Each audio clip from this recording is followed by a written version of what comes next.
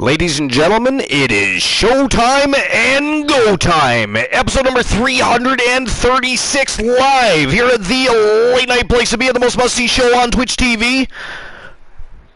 We are the very best in fantasy wrestling excellence, bar none, period.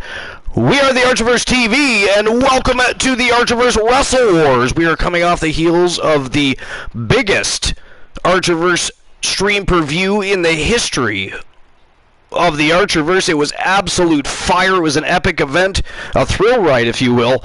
Now we are heading directly down another fiery path because we have another battleground to step foot on, and we're going to be fighting, clawing, scratching, and it is going to be more thirst for blood, lust for gold, fiery feuds, raging rivalries. It's going to start all over again because now we are headed to our next battleground, the Archiverse No Surrender, which is in about 4 weeks' time, and that is going to be the next big stream preview of 2022 and number 2 for the Archiverse 3.0. It is going to be epic.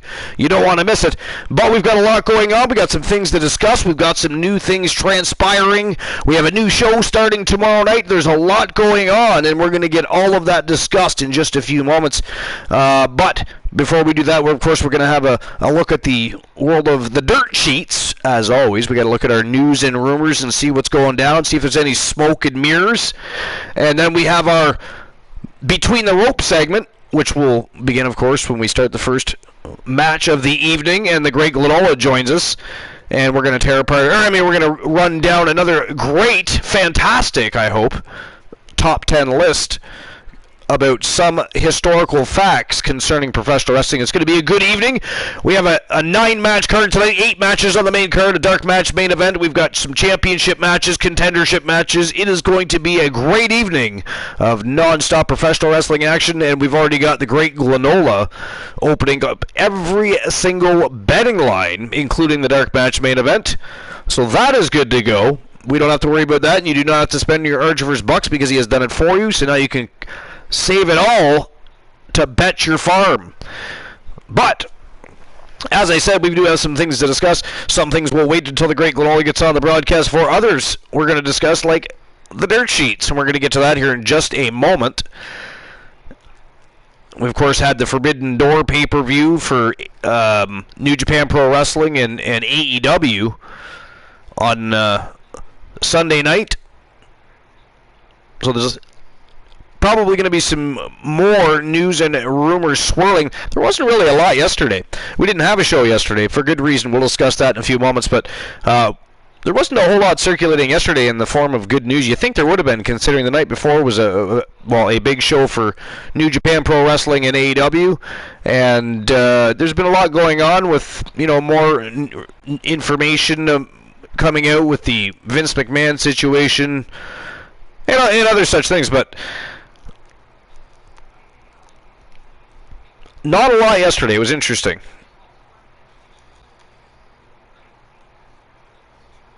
All right.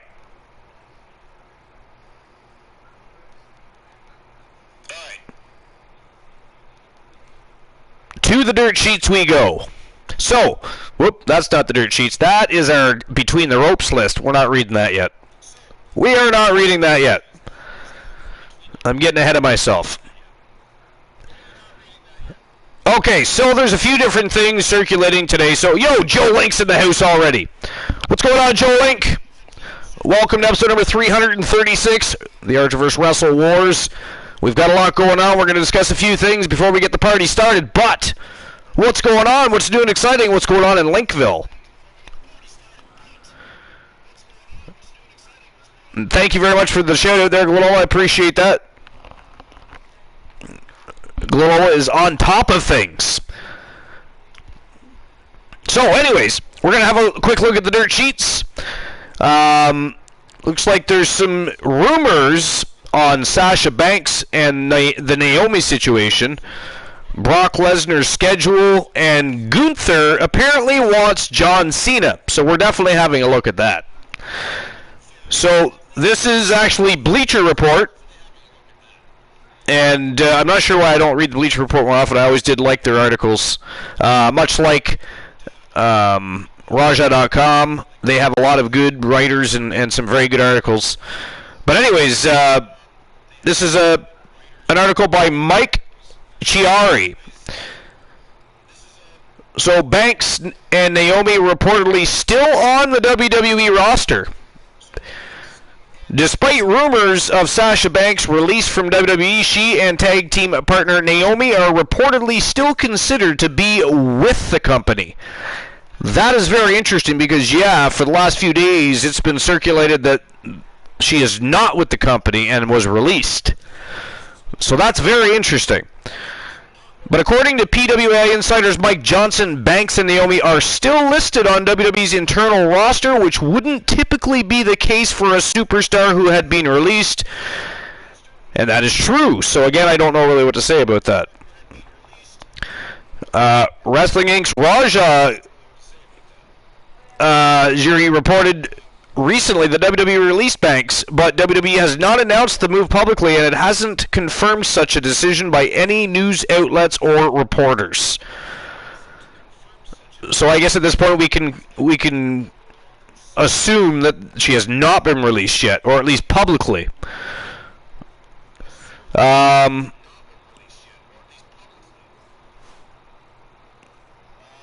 Erie doubled down on Tuesday, reporting that Banks was released on June 10th. Added that the reason for WWE's silence may be the company is trying to smooth things over behind the scenes and bring Sasha back into the fold. Neither Banks nor Naomi have appeared on WWE programming since they walked out during the May 16th episode of Raw. Banks and Naomi have been scheduled to compete in a six-pack challenge, with the winner going on to face Bianca Belair for the Raw Women's Championship, but it was changed to a singles match between Becky Lynch and Asuka instead. During that episode of Raw, WWE released a statement giving its side of what happened and condemning the actions of Banks and Naomi.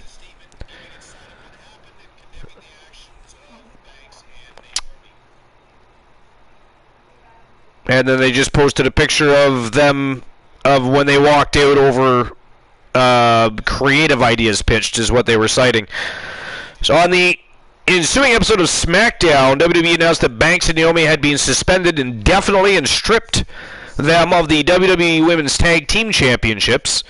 And WWE hasn't mentioned Banks or Naomi on TV in quite some time, and neither Banks nor Naomi have spoken on the situation publicly, which, by the way, I gotta say, the fact that Banks and Naomi during this whole thing have not taken the liberty to speak about it publicly and or lash out or anything of that magnitude, that is very, very good for them. Yo, Froggy Mothlegs in the house. What's going on, buddy? Welcome to episode number 336. The Archerverse Wrestle War is going to be a great night. We got some great matches. We just came off the heels of the biggest stream per view in Archerverse history. Now we're going to jump right back down Glory Road and head towards our next battleground, the Archerverse No Surrender. It's going to be a great evening of great matches. Again, we're going to up the bar, up the ante. Woke up just in time. Yes, you did. Yes, you did.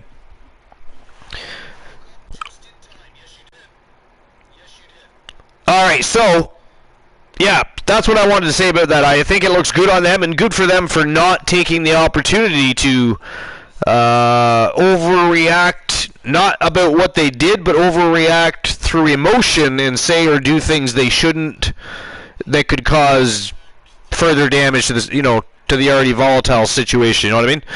So good for them. But the women's tag team division has essentially been non-existent during their absence, and WWE has been without two of its top female stars. Both Banks and Naomi are former women's champions individually, and can be argued that there is no bigger female star in all of wrestling than Sasha. The Boss has delivered time and time again in the ring, main evented Night 1 of WrestleMania against Bianca Belair last year, and is involved with the Star Wars franchise after appearing in The Mandalorian. Losing one or both of Banks and Naomi would be a major blow to WWE, which is why it is understandable why the company is seemingly trying to keep them into the fold. Brock Lesnar is set to have a busy schedule ahead of his undisputed WWE Universal Championship match against Roman Reigns at SummerSlam next month. According to Michael Perry of Ringside News, Lesnar is being advertised to appear on the July 11th episode of Raw in San Antonio.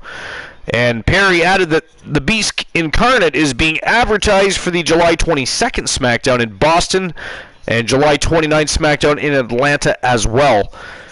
The SmackDown in Atlanta is the go-home episode prior to SummerSlam, which will emanate from Nissan Stadium in Nashville, Tennessee on July 30.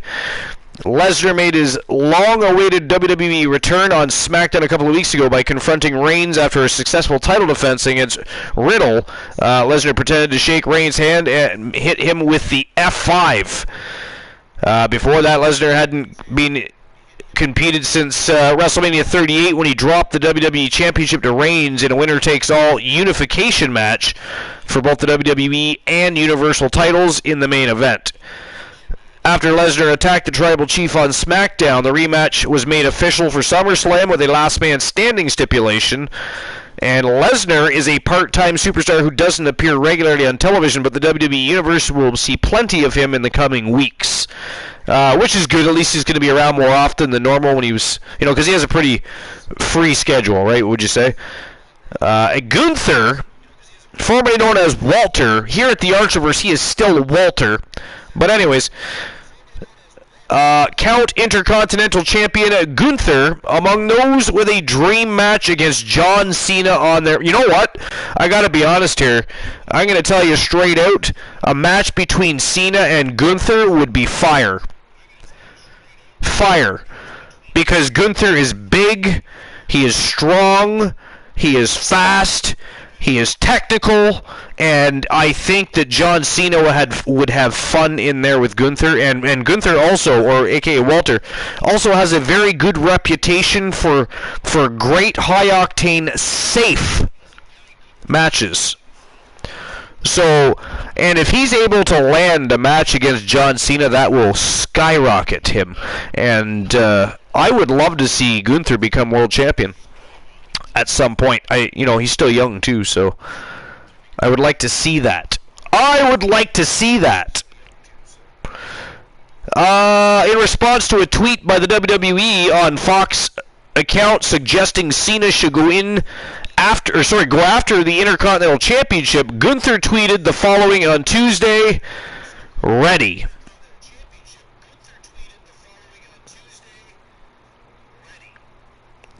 The IC title is one of the few major titles Cena has never held. So it isn't outside the realm of possibility that it could be in the 16-time world champion sights. After dominating in NXT UK and NXT, Gunther officially made the move to the main roster a couple of months ago, and he has been an unstoppable force on SmackDown. In almost no time, Gunther defeated Ricochet to become the new Intercontinental Champion, and he has already retained the title against Ricochet in a rematch. The Ring General seems poised for a long and destructive title reign. Maybe he will be the one to beat Honky Tonk Man's record. I just want somebody to beat it, goddammit. Let's go! But anyways, and Cena may be one of the few superstars capable of stopping him. After nearly a year away from the WWE, Cena returned on Monday's episode of Raw to celebrate 20 years with the company. WWE hasn't announced when he will return next or if he's going to wrestle in the near future, but Gunther stands out as one of the best possible opponents for him. And given how much the United States Champion Theory has been pushing for a match against John Cena, and the fact that he confronted Cena backstage on Raw, however, a Cena versus Gunther match may not be in the cards anytime soon. And it doesn't say that an Austin Theory match will not be. So, but I mean, after everything that's transpired, I'm going to guess that is the push going forward, is for Theory versus Cena, because Theory is having a very similar upbringing, if you will, as John Cena did, and I think that they would put on a very good match. They would tell a good story, and it would be highly entertaining. Program between John Cena and in theory. So, but I would love to see a program between Gunther and Cena too. So that'd be awesome. And again, Cena's never held the IC title, so why not? Almighty Exotic, what's going on, my friend? Welcome in. Welcome to episode number 336. And you're supposed to put exclamation point yo, Exotic. Exclamation point yo. Glenola on top of the... I can't read, he says. Well, you just put exclamation point Y-O instead of, you know, arrived. But anyways, so a little bit of interesting information there. Better than yesterday's news and information, but an AEW star reveals his contract is expiring. This is by Wrestling Inc. Robert Gagne. It has now been confirmed that another member of the Dark Order will be a free agent on July 1, 2022. So this Friday. After his cryptic tweet earlier this week that had fans speculating Alan 5 Angels has now confirmed to Fightful that his contract is due to expire this Thursday, June 30th. I was told about a month and a half ago that they are not going to re-sign me. They did offer me a per appearance, which I decided not to take, just solely based off what I thought was best for me. I feel there is more room to grow outside of AEW. Right now, at this point in my career, it's nothing against AEW or Tony Khan or anything, or any of the higher-ups in the business. It's a personal thing. Angels hopes that his stock will increase by taking to the indie circuit and establishing himself as a top talent there. He recognizes that there is still it's still possible if he stays with AEW, but right now he thinks he's being presented as a bottom guy in Dark Order, and that's far from where he wants to be. On top of that, I never got to have a great indie career. I was on the indies for 3 years, got lucky, and got scooped up as a wrestling fan. Being an indie wrestler and doing cool-ass indie shows, that's the thing I want to do. There are plenty of places to make me money in pro wrestling right now. Things are ending on good terms between the two parties, and Angels notes that it's not necessarily the last they see of him in AEW.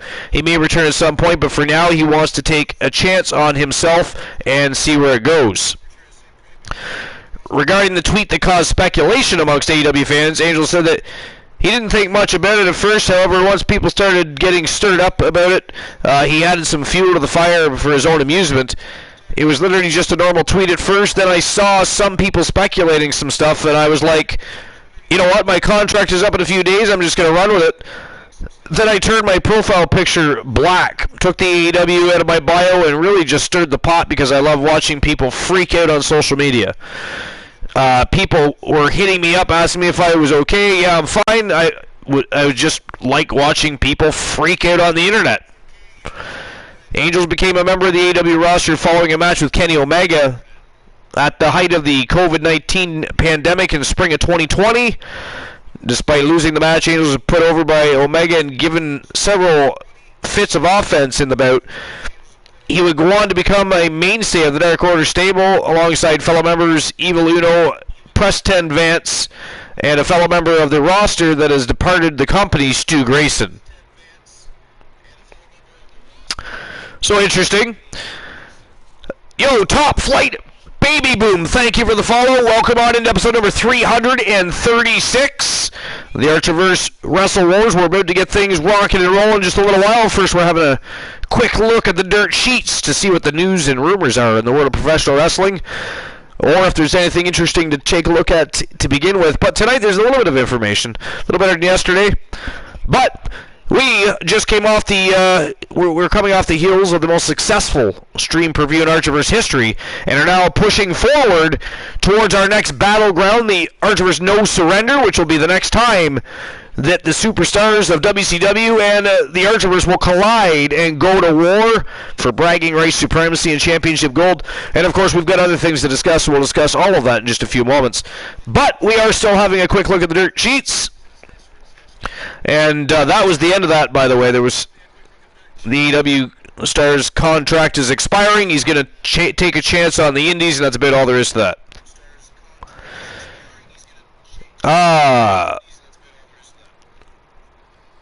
Looks like WWE reveals the first glimpse of John Cena Legacy Championship. Wrestling Inc. by Robert Gagné again. I gotta be honest, I'm not sure I knew anything about a Legacy Championship, so this is new information for me. Alright, what do we got here?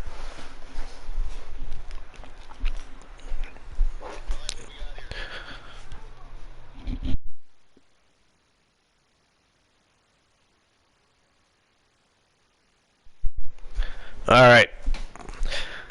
So as we approach the end of June, the sun sets on WWE's month-long celebration of John Cena for his 20th anniversary with the company. Through social media posts, celebratory merchandise, and even an episode of Raw dedicated to him this past Monday, WWE has pulled out all the stops for the 16-time WWE champion. And, you know, we've talked about this before, but we also know Ric Flair is a 16-time world champion. But John Cena is 16-time world champion with the same company. And that's something different, isn't it? That's a whole different level of legacy. Because it's one thing to say, well, I've worked for 4 or 5 different companies and they all put me over. To another, and this isn't just a company that put him over, this is the enterprise, the global machine. It is the WWE. They are the ones that saw fit to put John Cena at the top of the food chain and allow him to carry the company on his back for many, many years. And again, 16 times the world champion, which at the end of the day is the face of the company, you know, with the same company, in my opinion, is more impressive than Ric Flair's 16-time world championship reign. And he himself will tell you he does not even put a lot of pride into that 16-time world reign because he barely ever won those titles on his own. He always had help from the Horsemen or somebody else. So he himself on his podcast laughs about it from time to time because he never won any of his title matches clean. So, but I think that the 16 times, and Glenola's back, so we're going to welcome the great Glenola to episode number 336. Welcome to the Archer vs. Wrestle Wars, my friend. I'm glad you're able to make it. But in a minute, I'm going to ask you in a minute, but in my opinion, that is, to me, more impressive than Ric Flair's 16 World Championships. Glenola, what do you think about that? And if you don't agree, I'm okay with that because I'm a big Ric Flair fan, so I would not take any offense to you not agreeing. Yeah, I have, so mixed feelings on it. Now, the other night, we went through and figured out Ric Flair, 16-time world champion. Oh, yeah, that's... Touch it. No, those are just... Almost 40 something 42 or something like that, yeah. That he has held. Now the 16 are the major companies that everybody recognizes is what that is, but yeah. So I mean, and I was just actually going to look up to see what John Cena's actual. That's interesting. Do that. Title, but I can't remember what the website was, so now I have to. So, by the way, while Glenola was doing that, so we all know that we did not have our episode of TWA Wrestle Kingdom last night. There was a couple of reasons for that. First and foremost, we have a brand new show starting tomorrow night. WCW Thursday Night Thunder is no more. Tomorrow night we give birth to a brand new show.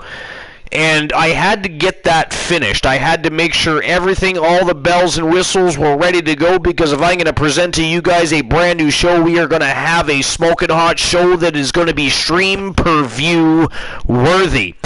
So that had to be finished. But the other reason is, and seeing how Foggy Mothlegs is in the house, Life is Great is here, and the Blind Locksmith and a bunch of other people are here. we are going to be celebrating Pride with many of our community members and anybody else that wants to join the Archerverse community, because we are a great community. We're a fantastic community, and together we're going to celebrate this Sunday night. So here's the thing. Froggy Mothlegs. We all know him as the streamer team behind the infamous Poindexter, right? Froggy Mothlegs approached me. He was wondering if I might consider putting together a matchup that was dedicated to LGBT. And I thought to myself, you know what, that's a fantastic idea. So I told him, yes, you know what, we're going to do that. Now, what I did not tell Froggy Mothlegs is that he got inside my head and bounced around, and I don't know what he was doing with the particles in my brain and the atoms that are going on upstairs, but we ended up with not just a match, but ladies and gentlemen, we are going to have an entire show dedicated to Pride. We're gonna celebrate with our community this Sunday night. It is going to be a very, very good time with a lot of very good people. So again,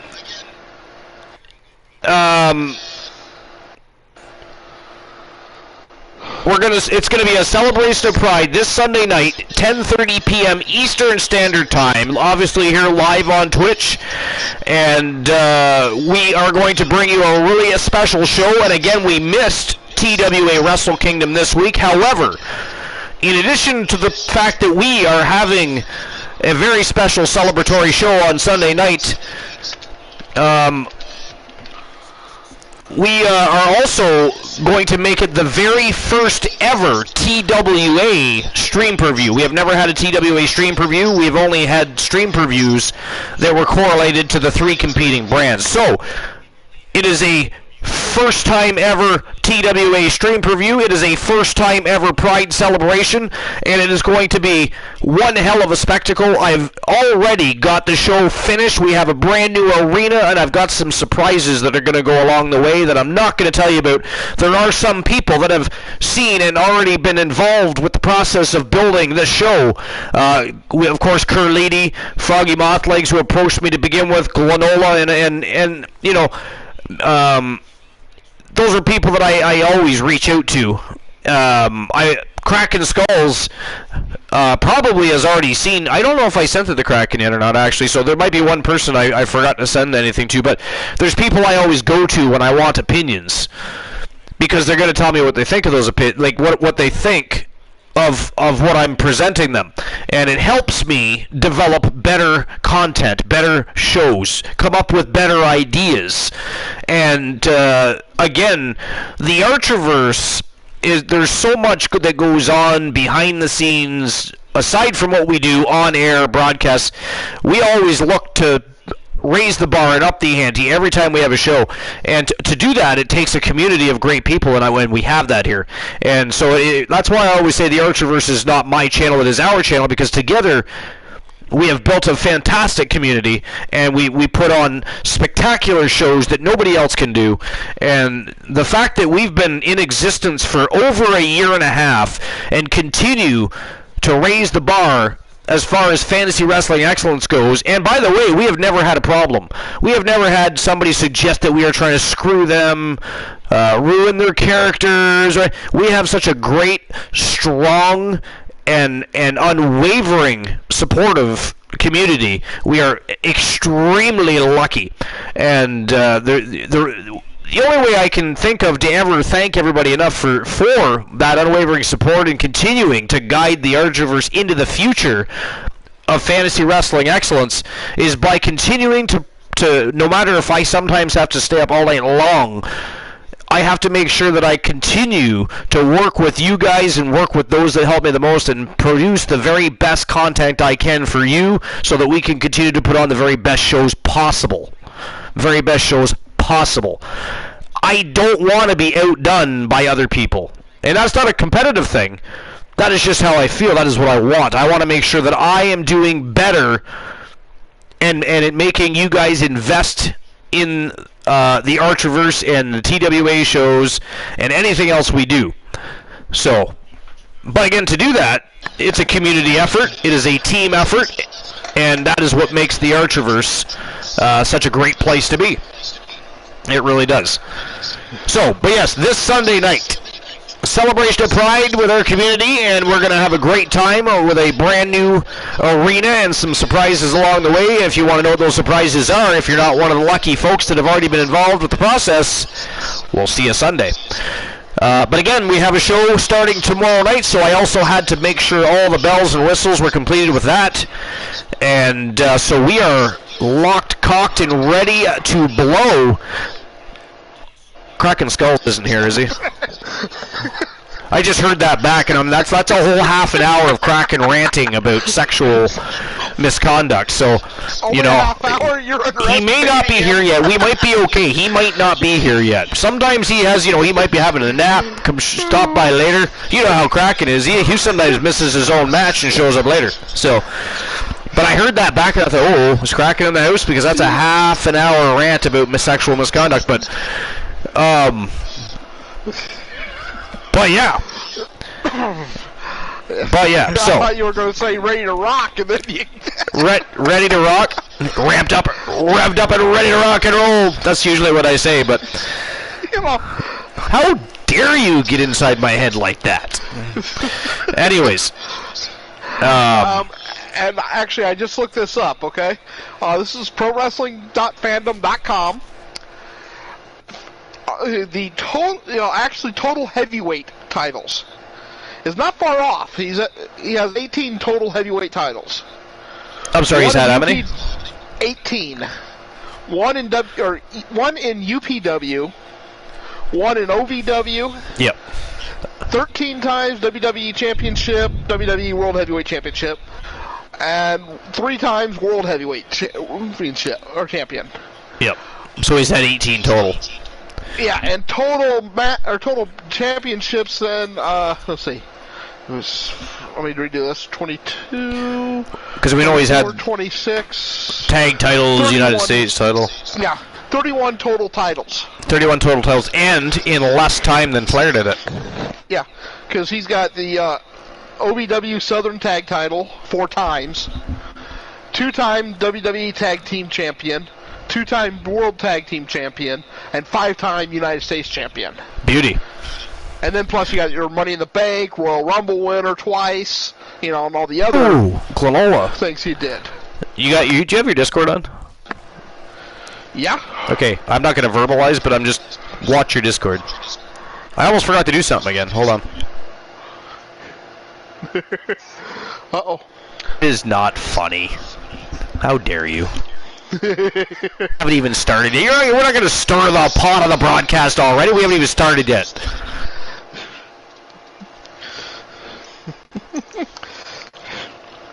Hey, when you first turn the heat on, you got to start stirring it a little bit, you know, to get it started so it'll heat through.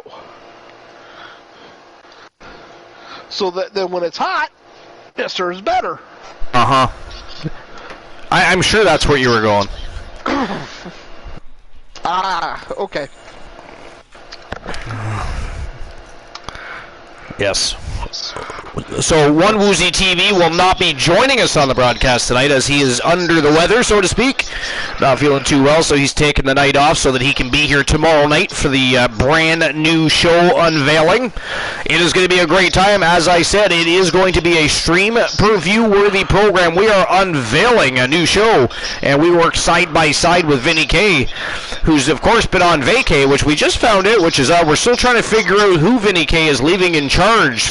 But we won't find out too much until after tomorrow night. The unveiling of the new show has been the focus. They're going to release all that information. But apparently Vinny K's been on vacation for more than a week and isn't expected back for a few months, which left many to wonder who the hell in WCW is in charge. So we're going to have to keep our eye on that going down the road. That leaves a whole ton of possibilities for anarchy and chaos when you got people like the Wolfpack running wild in WCW. So I don't even know if I'd want to be the person stuck being in charge with that show, but I guess we're going to find out who that is and what's going to happen going forward and why we didn't know about. Now, I'm going to assume they didn't tell us about Vinny K's vacay because, again, the focus has been on the brand new show coming into existence and, of course, now the very celebratory Pride event this Sunday night.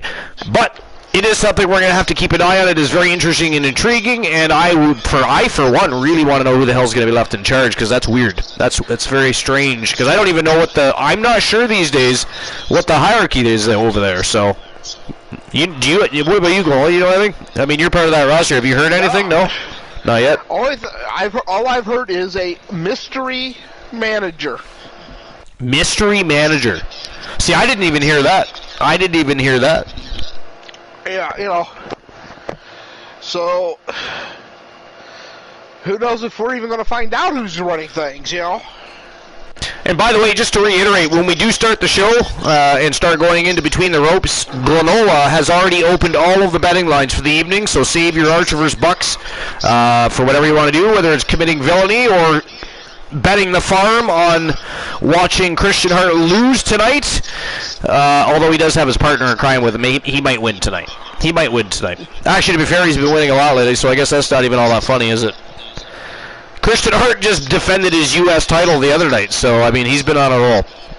We can hope, though. It's one of those things. You got to have hope in certain things in life, right? Like, we all hope to get something from Santa at the end of the year. I want to see Christian Hart lose. Simple as that, really. Simple as that. And how dare he, by the way, Team Christian Cool, this was off air, of course, but how dare he boast about still being the United States champion and the fact that Archer doesn't seem to be carrying the Canadian heavyweight title anymore. That is not funny, Team Christian Cool. Not funny. And, again, that was off air, but still not funny. So, but anyways. Yeah, so, interesting situation with the WCW roster. Mystery Man. Like, is that all you... Like, is there anything other aside from that, or... That's all I've heard.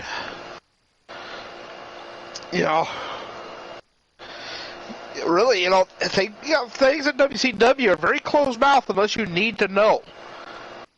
Because they don't want things leaking back to Elijah Archer so that, the shows can be protected. We don't Are you suggesting that Archer is some sort of a, specialist in espionage? What, is he going to steal ideas from what? Who? What? Elijah Archer was Carino Farmer? I mean, oh, wait a minute. Carino Farmer's not on his roster anymore. We already stole him. Archer would steal ideas from a kindergarten if he thought it'd get him ratings. Fair. That could probably, but it's not like it is what is best for business. It is what is best for business.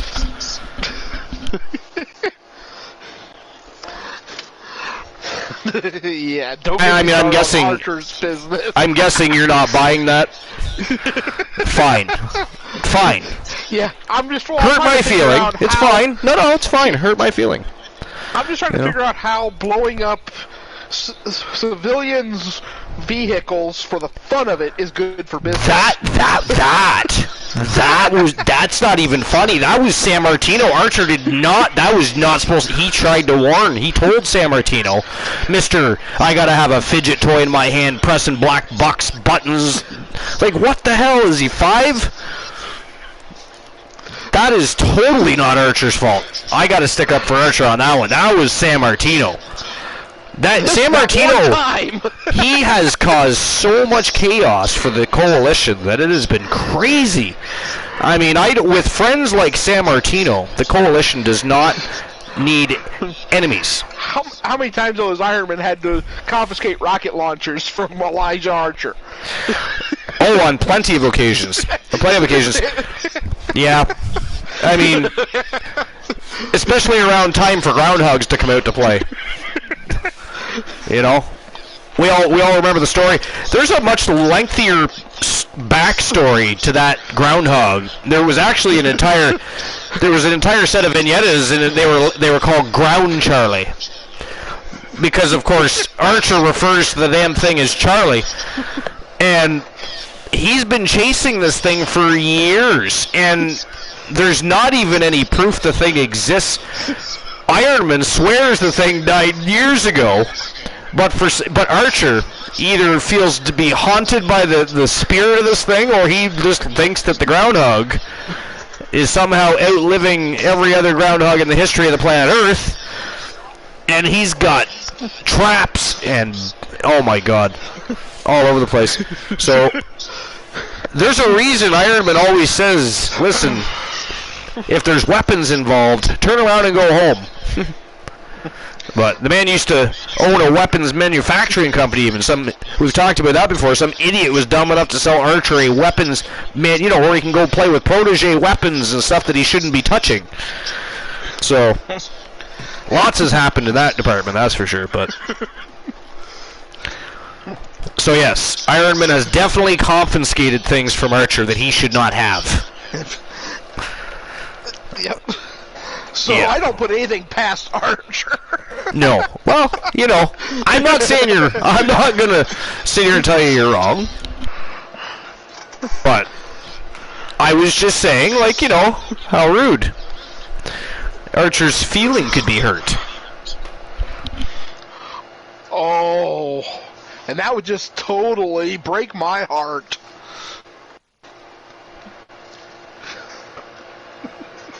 Anyways,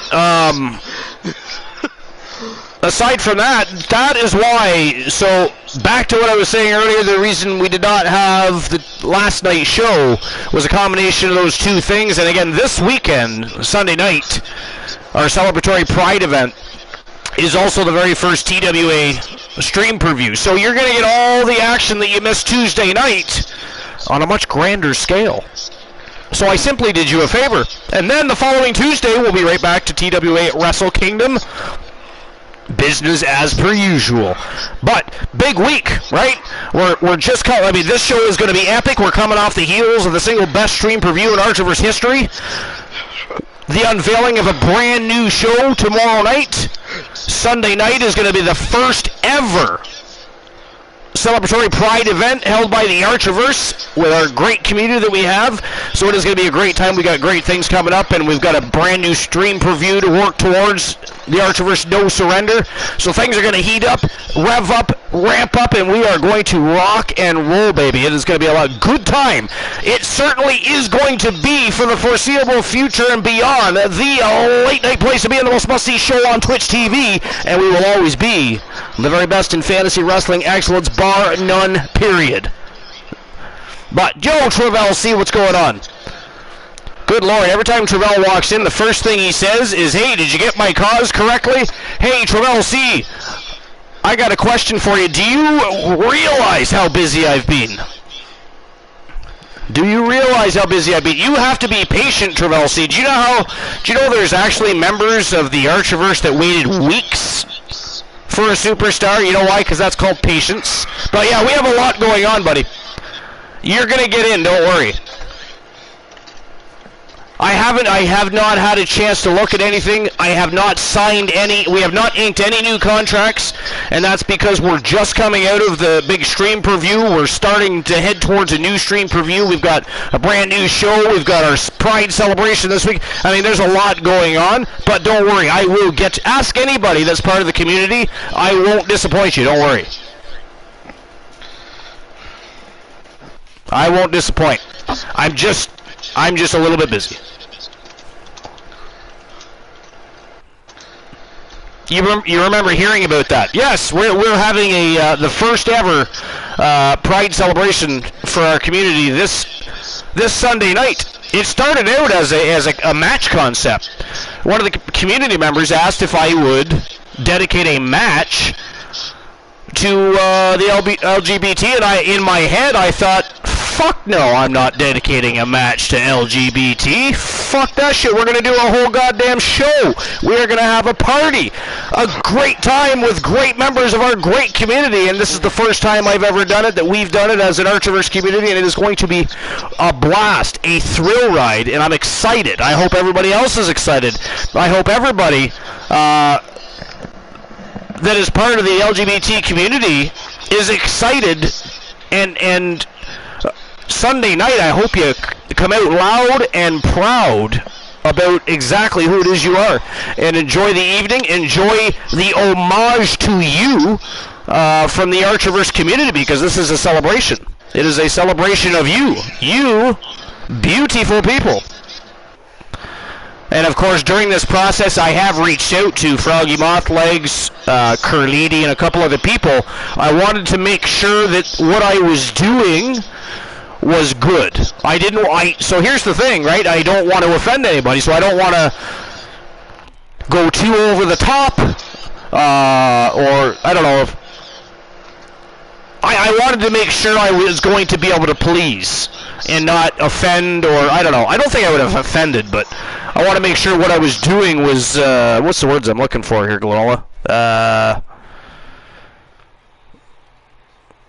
Well, I just wanted to make sure that what I was doing was kosher, and it was going to be okay, and it wasn't, well, I guess in a way, offensive. You never know, right? You just don't know. But everything is ready to go, and this Sunday night is going to be absolute fire. We have a brand new arena just for the Pride celebration. Right now, we have 17 superstars ready for the LGBT matches, because we have 4 big matches specifically for the LGBT. We're going to have 2 championship matches and 2 contract case matches, one each for the ladies, the princes, and the queens. The princes and the queens, or the kings and the queens, or however else they want to be announced. When they win, they can be identified however they want to be. We will bow down in honor of their greatness. But we have 2 championships, 2 contract cases, 4 matches out of the 10.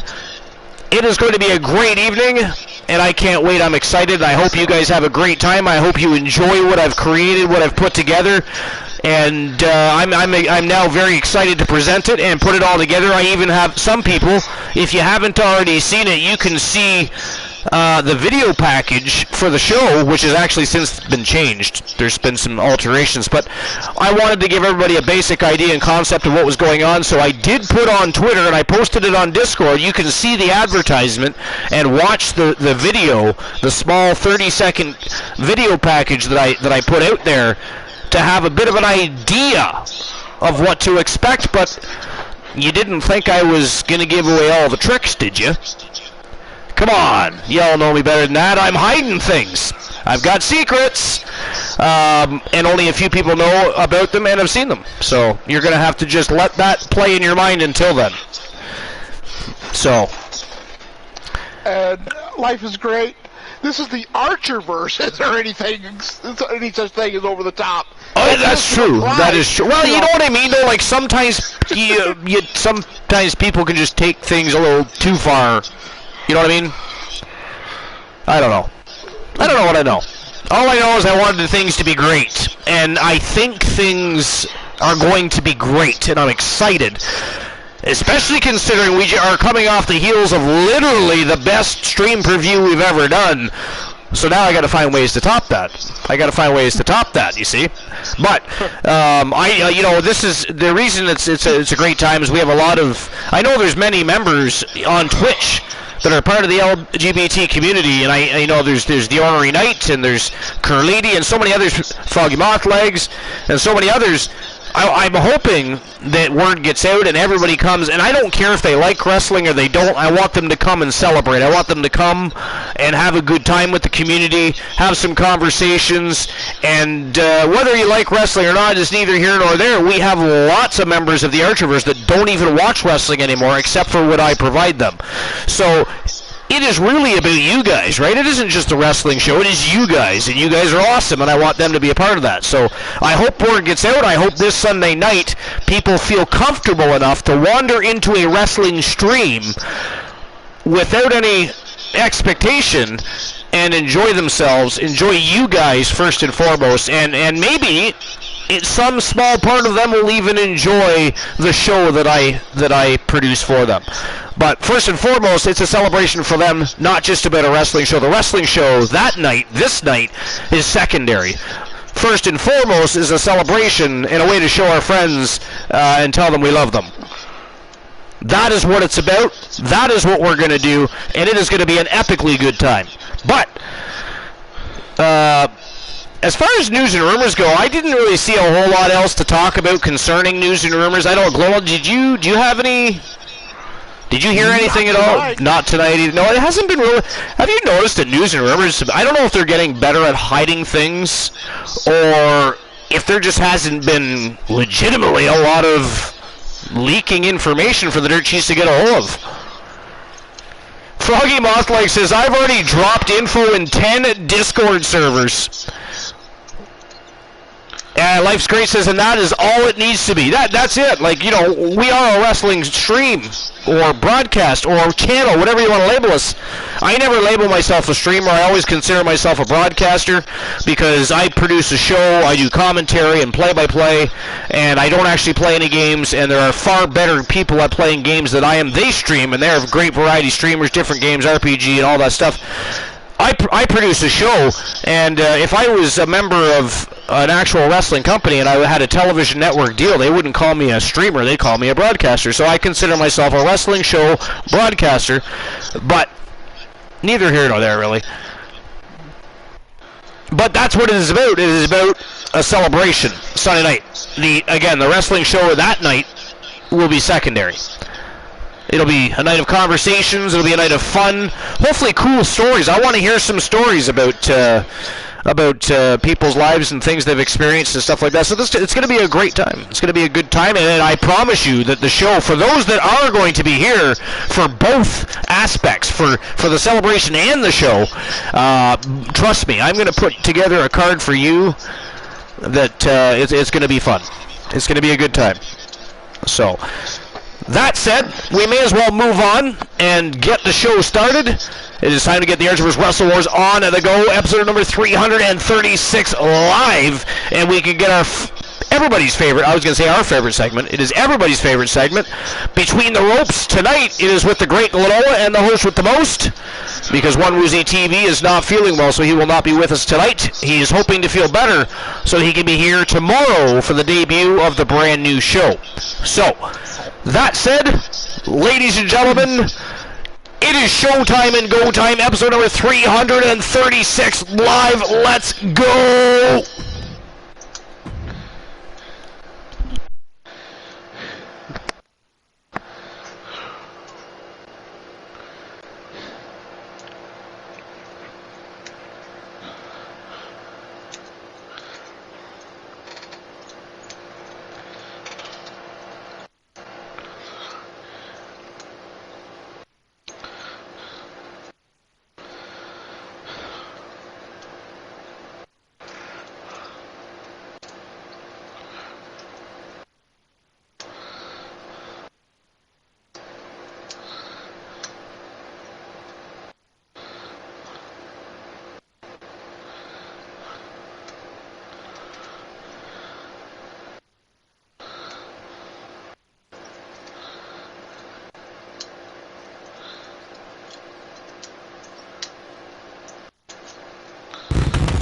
And here we go, the Archivers Wrestle Wars, episode number 336 live, and Froggy Mothleg says, I'm from a place where some people still think being gay isn't real, so this kind of support is absolutely fantastic. Well, then you come from a place of people that aren't real to begin with, so perhaps you should just take your fine ass and move it to a different location, I'm thinking. And if it's really that big of a deal, you're all welcome up here in the Great White North, although it's not so white anymore. I'm really actually surprised we still call it that. It's kind of like the Great Melting North at the moment, so to speak. Really, I mean, we have insane weather here these days. It's like it's pre-Ice Age. But anyway, yeah, it is absolutely tragic and sad that in today's day and age we still have that kind of thing happening. I don't condone it. I don't like it. I am not friends with people like that. If I do have anybody in my circle that are like that, they are immediately removed. The door is opened. They are spun around in a circle and pirouetted out of the street where they can continue to fall over a curb, hopefully self-curb stop themselves, much like Seth Rollins would do to somebody, but all by themselves. And then after that, I really don't care because they can just keep driving down that lonesome road to absolutely fucking nothing and nobody. So, Blind Locksmith says, I'm not real. Well, That is up for debate, the Blind Locksmith. That is up for debate. All right, ladies and gentlemen, the first match of the night. We are going to get things rocking and rolling, set the tone, and this is going to be one hell of a kick-ass match. We've got Kyle Psychosis Riley from Team Life is Great taking on Tommaso Ciampa. Ciampa's on a 2-match losing streak after coming off of a great run for the World Television title. He, of course, came up short of winning that title and then lost his match right after that as well. So he's looking to get back in the win column. Kyle Riley is still the newcomer to the company that has been absolutely impressive since making his debut and inking his contract. So a win over Tommaso Ciampa, not only does that knock Ciampa right to the back of the line, but it certainly catapults Kyle Riley. So that is how we're setting the tone. That is the first match of the night. But first I have to get the betting lines open, and then the great Glenola is going to start off with a top 10 list for Between the Ropes with One Woozy TV. Again, tonight it is with the great Glenola and the host with the most, because, well, he's not here. And we are going to hopefully tear up this list. I hope we tear it to shreds. I mean, honestly, guys, I was saying to Glenola earlier, my life mission is to now find lists we can tear to shreds. It's kind of fun. It is kind of fun. I'm not even going to lie. Did you actually read this list, Archer? I did not. Okay. I wanted to make sure, I see if I read it. It's harder to tear apart if I've already read it, because then I'm presenting you shit that I already know is shit. That just doesn't seem as enjoyable. It doesn't seem tasteful. Okay, well, yeah. Yeah, I'm sure it's great. Come on. Great for us to tear apart. I've got mixed. I'm mixed on it. Excellent. That's what I want to hear. So, that is a beautiful thing. All right, so ladies and gentlemen, again, the great Glenola has already opened all of the betting lines. Do not waste your Archiver's bucks. Waste them on betting your farm. Instead, I want all of those Archiver's bucks. Let's go. Bet them all. Come on. Or, of course, there's redemptions, channel rewards, and anything else you want to use those Archiver's bucks for. But, that said, it is showtime and go time. Kyle Riley, Psychosis versus Tommaso Ciampa. Matchup number 1 of the evening, and I'm turning it over to the great Glenola to start Between the Ropes. And betting lines are now officially open. Glenola, the floor is yours, and I'm just going to grab myself a quick drink while you start that list. All right. Well, BRB. All right. So you got this list is top 10 strongest wrestlers in WWE history, and unfortunately, since it says top 10, I got to assume it is ranked. And there's one of my problems. But this is written by Harsh Jain and dated January 6th of this year. So it is a new list. So, number 10. The following contest, we've got Hulk Hogan. Making his way to the ring. And I'm going to try to read this to you word for word. Weighing in at 177 and that's part of the problem with this list. Yeah. Hulk Hogan indeed was one of the most powerful WWE wrestlers, which, yeah, I admit that. Look at the swagger. But in fact, also, Hogan, but you know, a number in of fact, people in the back just also, despise this superstar. Hogan has got a much stronger physique than other wrestlers. With you, Corey. What else is He stunned the world with his slam on Andre the Giant at WrestleMania 3 over 32 years ago. In the past, Hogan and Andre the Giant, in the past, Hogan and Andre the Giant were among the most famous wrestlers throughout WWE. Although the Hulkster is now 66 years old, he's sporting a more muscular physique than the majority of the roster. Even at 66, Hogan still wants to take on another challenge and finish his profession in WWE. One of the signature superstars. But, you know, those pauses are real. It literally said, but, period, in fact, period, also, period, or no, it is actually commas. Okay, they look like periods on the screen here, but they are commas, just very small. But still, you know, that just makes it really hard to read. But yeah, Hogan, I'll admit, Hulk Hogan, you know, slamming Andre the Giant was one of the strongest, most powerful things I've seen. You know, that's a very big man. Ciampa willingly stabbed him in the back. Ciampa knows what it takes to succeed So, and reach the pinnacle. But we'll see after Archer gets back. We'll see what he thinks of that. And excelling on the independent scene, Ciampa You comes know, from a pedigree like none other. And though he did slam Andre, but and at the same time, I got to say this, but I'm not sure. I kind of, with that one real big feat of strength, I'm not sure you can really call him that. But he's only ranked number 10. I'm trying to fill a little time till Archer gets back. But I guess. This is a man who decided a long time ago. Number 9, we have The Undertaker. No lengths he wouldn't go and he to. is a very powerful man. Okay. I have I'll returned. And wants to make his mark I'm going to go ahead, I just did the number 10.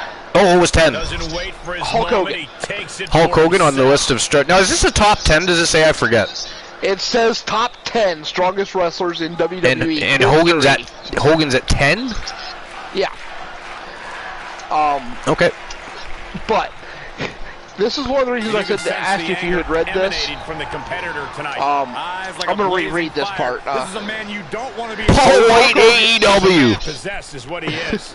But Hulk Hogan indeed is one of the most powerful WWE wrestlers. He's a But, in fact, also, Hogan has got a much stronger physique than other wrestlers. Yeah, I know, right? I mean, Hulk Hogan in his day was an absolute animal. Oh, yeah. But I'm just saying, imagine how hard this is to read with all those, comments. Yeah. Oh, Jesus, Kyle O'Reilly. What was it? Flying all over the ring. If this lands, it's over. But, okay.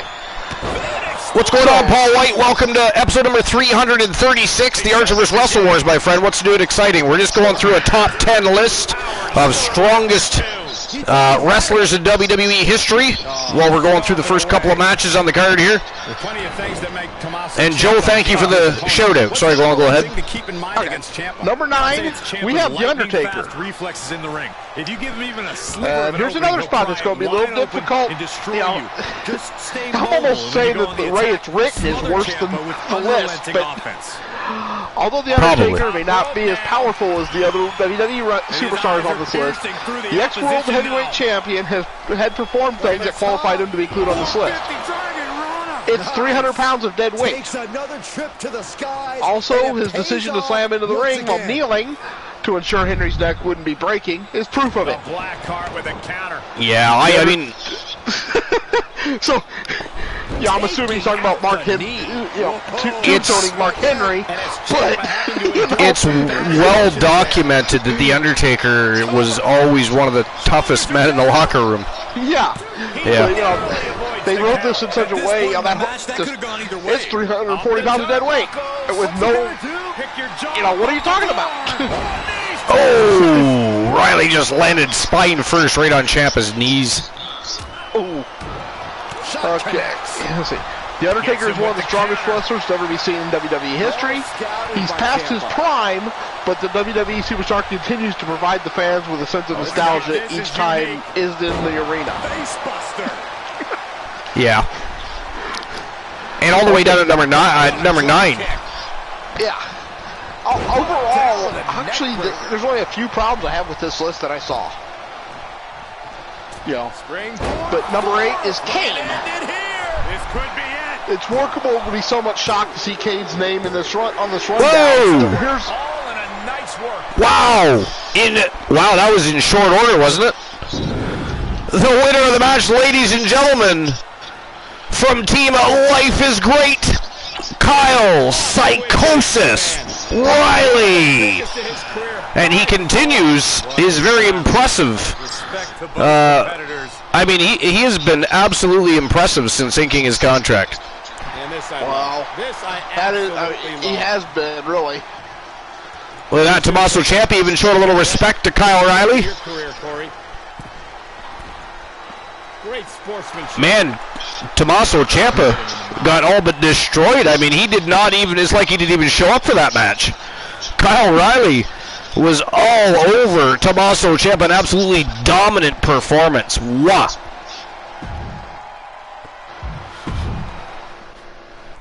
All right, so I'll issue the payout for that and get the next betting line open while you're going through the list here. Okay. I'll just start rereading this. It's workable to be somewhat shocked to see Kane's name in this rundown, but here's a reality. Kane has hell of a strength, in actuality. WWE did not show his physique to the public and said the company was using him to portray a terrifying character. I think they kind of showed his strength a bit. Yeah. Ripping doors off of cages, choke slamming very large men. I don't think they ever hid his strength. No. From his first appearance as Isaac Yankem and later Fake Diesel, Isaac Yankem. Kane has had many in many roles, but not of a mighty one. If it's true that he defeated Lesnar in arm wrestling, then he should be included in this list. He beat Lesnar in an arm wrestle? Okay, so we're going to have to look that up because I did not know that. I have never heard that before. Listen to Lesnar's words about how powerful of a wrestler he was. Big Red Machine was. Yeah. I'm sorry, this is hard to read. It is not because of the list. It's contradictory is the problem. Okay, first off, before you go there, second match of the night, we of course have Elijah Archer still being oppressed and held back from being able to compete for championship gold by the powers that be for whatever reason it is. We all know because this all took place last week. It's where it all began and where it all started after Archer was stripped and had his championship stolen. The next night on the Archer's Wrestle Wars, he was all the way back to the beginning of the card, setting the tone for the evening and starting out with the first match of the night, something he hasn't done in years. He's always been a headliner. Tonight, all the way back to matchup number 2. I mean, I guess at least he's not in the parking lot. He gets to perform in the ring as opposed to a locker room or an area of asphalt. But that is the second match of the night. Elijah Archer and, of course, the Coalition coming in tow against the mighty Undertaker, the Phenom. And, of course, his baby brother, the Devil's favorite Demon, coming in tow. This should be very interesting. This could get very ugly. But that is the next match of the night, and the betting lines are officially open. So it is showtime and go time, and let's go. Let's see what Archer can do against the Phenom. I mean, last week Omos, this week the Undertaker with Kane in his corner. I mean, what is next? I mean, why not just put him in a steel cage match with Yokozuna and Andre the Giant? I should not have said that. I should not have said that. That is not even funny. That is disregard that. That is not a thing. That should not happen. I mean, handicap. No. Hopefully, nobody is spiteful enough to ever want to see Archer in that position. Could you imagine? That would be. I mean, you mean, well, that's a death match all in itself in its own right. Good Lord, a steel. Think about that. 4 sides of steel. Yokozuna, Andre the Giant, and you got Archer in the middle of those two gargantuas. That would be a nightmare. No, thank you. No, thank you. Life's Grace says, what? Archer, the first and second match of the night isn't important? Well, they are, but there are up-and-coming superstars that are rising through the ranks that should be getting those spotlight moments, but unfortunately Archer is occupying them. Although that said, the other superstars have been booked ahead of him on the card, so there's that. So I guess they are still getting spotlighted, but neither here nor there, damn it. Archer versus Yokozuna. And Andre the Giant, 2-on-1 handicap cage match. I don't know if you can do 2-on-1 handicap cage matches, but I'm sure Yokozuna and Andre the Giant would have no qualms about stepping in that steel structure. But here we go. It is showtime and go time, and the floor goes back to the great Glenoa. Let's go. All right. I just looked this up. This is from Wrestling Inc. By William Windsor, dated August 24, 2017. There's a couple things on this. But it's Kane. Talks about Braun Strowman's WWE future, as well as response to the Brock Lesnar arm wrestling rumor. And he was on the Ross Report with good old JR. So, let me get back down here. Also, during the show, Kane addressed the long-standing rumor that he once bested Lesnar in an arm wrestling match. Okay. Kane explained that he had once had an impromptu weightlifting competition with the Beast Incarnate, and that situation gave rise to the rumor of the arm wrestling match. Interesting. Years and years ago, Brock and I were at the gym at the same time, and we were throwing around some serious weight.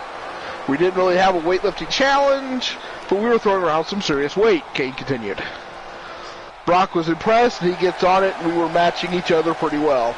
But yeah, I've heard that story, and it has morphed into various incarnations. So yeah, no, there was never an arm wrestling match, because mine is still intact. So there you go. Interesting. Because his arm is still intact. Right. So... I mean, I got to tell you, I don't care that the Coalition is in his corner. I kind of feel bad for Archer right now. And by the way, this is the first time Archer's ever faced The Undertaker. Never have these. He has faced Kane before. Kane beat him.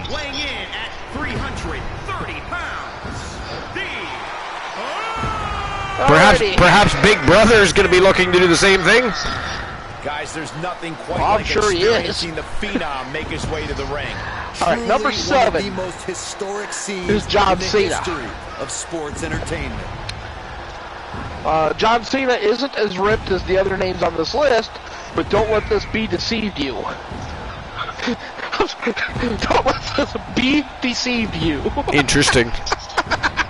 About the fact that he swung 2 of them, the Big Show along with Edge, at the same time at WrestleMania 25.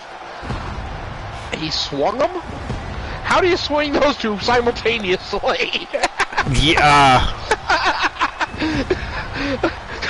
I'm sorry, this, like I said, the list is...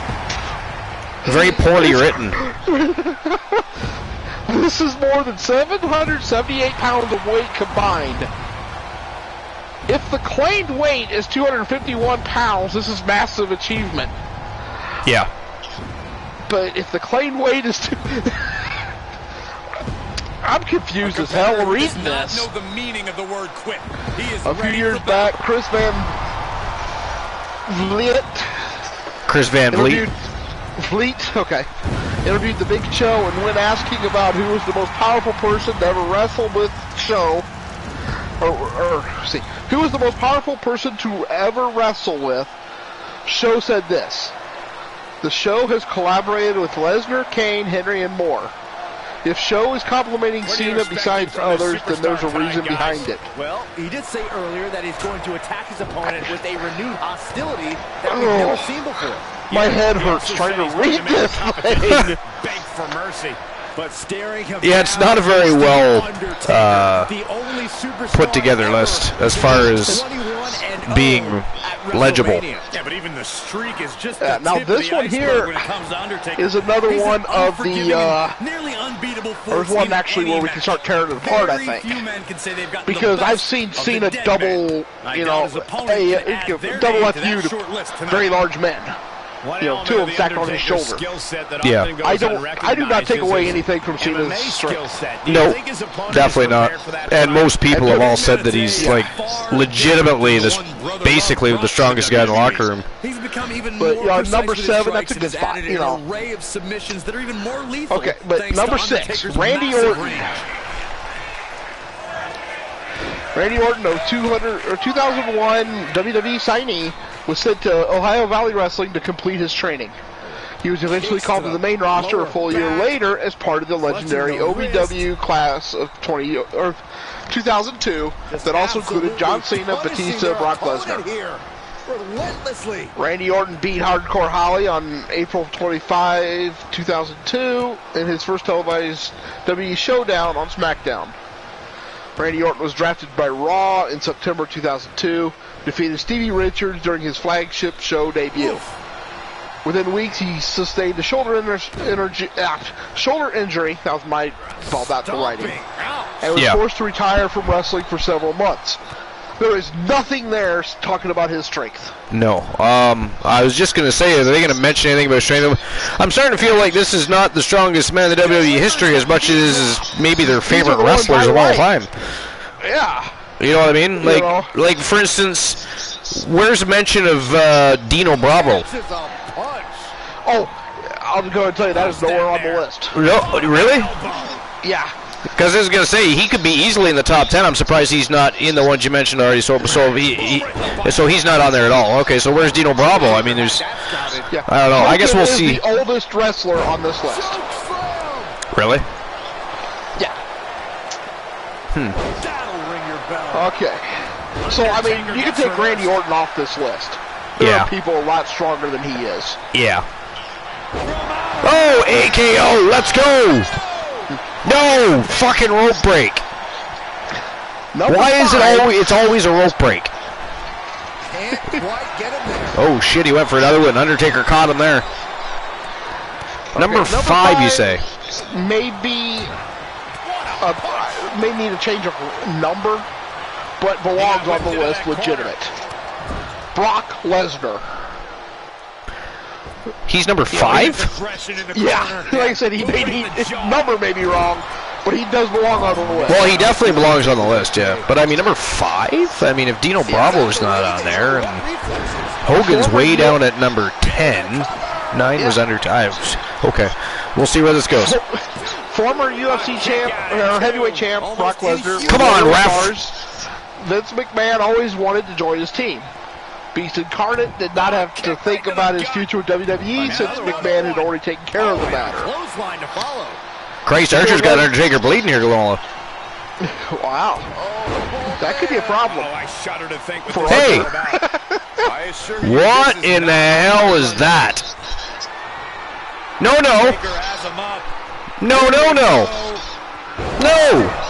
Yes. From the Undertaker. What the blue hell? Ah, rope break. That's what you get for cheating. What? So now the Undertaker's cheating? Now the Undertaker's in on the whole thing. The Undertaker is running coup on Archer now. I mean, what the hell else is going to go on around here? Anyways. Okay. Before Lesnar's first appearance on the main roster, he was among the wrestlers who are most loved by Vincent K. McMahon. Whoever calls him Vincent K. Vincent K. I've never even heard that before. From the lifting of superstars such as Big Show to Mark Henry, his muscular physique is evidence of the strength that his character's been built on.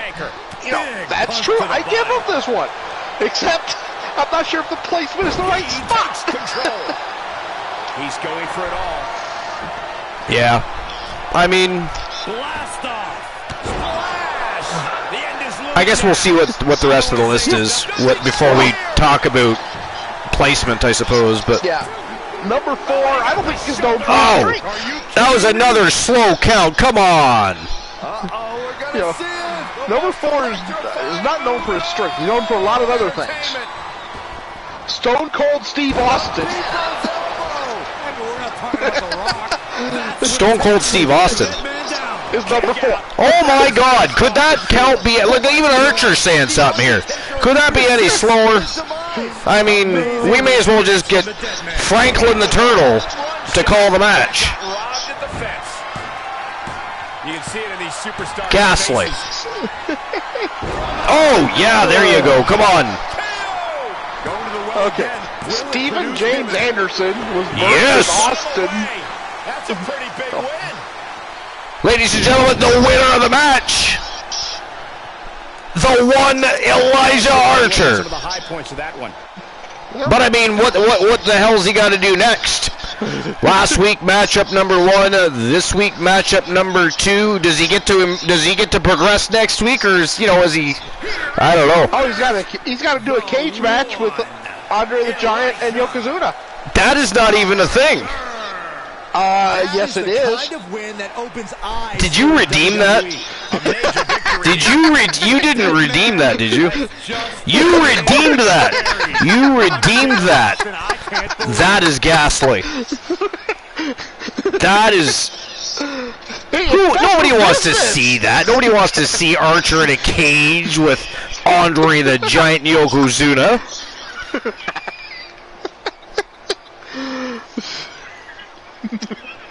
Alright, so Archer was the winner. The payout has been issued. Last week he beat Omos. This week he beat The Undertaker. I mean, that's gotta be saying something. You gotta give him something good next week. I mean, apparently this week he's got a cage match against Yokozuna and Andre the Giant. That doesn't even sound like something anybody should want to do. I think that day he should just call in sick. Alright. So next match of the night. Number 4, Stone Cold Steve Austin. Stephen James Anderson was birthed in Austin on December 18, 1964. Austin got the surname Williams from Ken Williams, his stepfather, whom he married. What? Say that again. Austin got the surname Williams from Ken Williams, his stepfather, whom he married in 1968. Wow. So he married his stepfather at 4 years old. That's wow. Oh, no. This is comedy gold. That's crazy. So I guess in the future we don't read any more articles by this specific person. Stone Cold started his wrestling career in 1989 by joining Chris Adams' school at the Dallas Sportorium. Austin made his WCW debut, defeating Bobby Eaton. They held the WCW Tag Team Championship.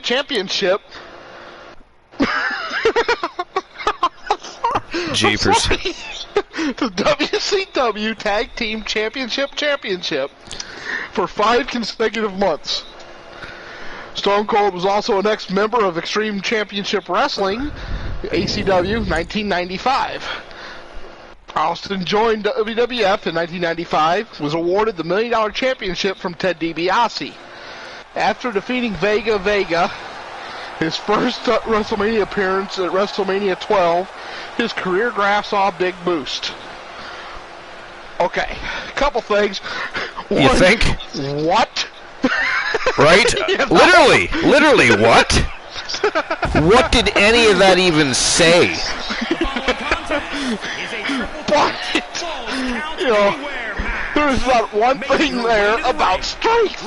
Yeah. You know, but, you know, Austin was never really known for his strength. He's known for his durability. He's known for resiliency. Yeah. His wits. Kicking ass. Yeah. He's not known to be the... By the way, ladies and gentlemen, if you haven't already noticed by the betting lines being open, this matchup is for the #1 contendership to the Archer vs. Women's World Championship.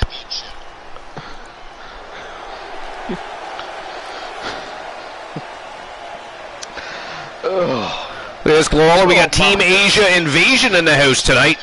Ashley Shang ready for action. And Damien, the witch of the Archerverse. And, I got it. You got a what? Well, everybody looked like everybody was going for, and Damien, so I had to vote for Ashley Shang just to make sure there's a payout. You voted for Ashley Shang? Yeah. Nice. So Dewdrop, I don't know how many people are familiar with Dewdrop. She is actually quite the sensation of the women's division. Just inked a contract with the Archerverse Wrestle Wars, and she's getting tested immediately. She's been a women's champion in the independent leagues, and she, of course, has been in the Archerverse Performance Center doing her thing, ready for her televised debut here on the Archerverse Wrestle Wars, and throwing her hat into the ring for the #1 contendership for the Archerverse Women's World Championship.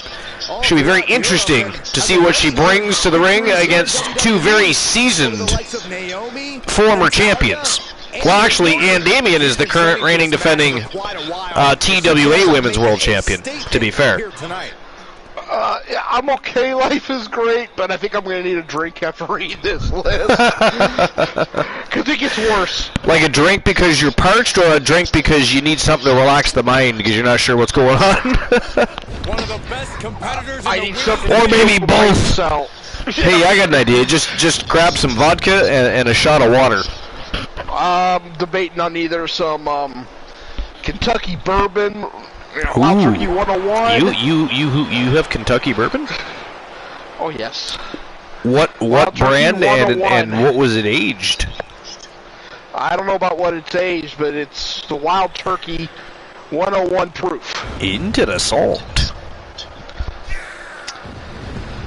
Speaking of the TWA Women's World Champion, here she comes from Team Squirrely Ann. The Wrestling Alliance Women's World Champion. By the way, did I mention that I had comprised a list of superstars that are already going to be involved in Sunday's event? I should probably run that list down in a bit. Can't remember if I mentioned that earlier. I know I mentioned it to you, Global. Did we mention it since we went live? We haven't mentioned who's on the list yet. Okay, because I have another idea as well. Yeah. And we'll discuss that in a bit too as well. Okay. So, number 3. This is the worst written one yet. Oh, Life is Great said I did touch base on it briefly. Just to mention I had 17 superstars. Yeah, I knew you had touched, but you hadn't said anything on who was actually on the list. Yeah, well, eventually I'm going to post that list on Discord in case there's others that want to add their names to the hat. Yeah, okay. Alrighty, so number 3 is The Big Show. And yes, legitimately a strong individual. Yeah. It could take place out in the parking garage, out on the streets. There are no disqualifications. Fans of young WWE today may not appreciate the power Billy Graham had in the wrestling industry during the 80s. Graham was among the first WWE stars to sport muscles in the world of wrestling and is believed as normal in the present. Yeah, at the time he was like basically a hulking giant. Do you notice what's wrong with this? Well, think about it while I finish reading this. Graham was a major impact on Vince McMahon and superstars like Hulk Hogan, who was the most popular childhood hero of the majority of WWE fans. Yeah. Hogan replicated the moves Graham did during his wrestling days and made his style. Billy Graham was also one of the wrestlers that others attempted to emulate. Interesting bedfellows. Allies out of necessity. But do you see the problem with that? Entity so you can go one-on-one is a common. Well, Hogan did emulate him. Yeah, no, but so you haven't caught the issue? No. Okay. Who is number 3? Oh, what a right hand! Oh my God! She's taking some big. I actually forget who you said number 3 was. The Big Show. Oh yeah, the Big Show. Yeah. And they're talking about Billy Graham. Oh yeah. Wait. So wait, is Billy Graham on the list, or did they just like go right? No. I thought. Picture of the Big Show. I thought you were, when you did the blurb about Big Show, I thought you were basically saying enough said about Big Show. I'm pretty sure we all know how strong he was, and went right to Billy Graham. So that was. Wow. That was what they wrote underneath Big Show. So they had so much information about Big Show that they just talked about Billy Graham. Awesome. Good for them. Okay, now number 2, again, legitimately deserves to be on the list. I actually think he is too low. He should be number 1, I think. Who's this? Mark Henry. Oh, Mark Henry. Oh. Yeah, I think, first of all, I think the top 2 on the list would probably be Cena and Henry. Yeah. Mark Henry is known as the world's strongest man in WWE. Ex-Olympic weightlifter. Yep. Broke many records in weightlifting and powerlifting. One of Henry's most impressive feats of strength was his ability to pull 2 tractor trailers. Yeah, he did, yeah. He also, he wasn't just known as the world's strongest man in WWE.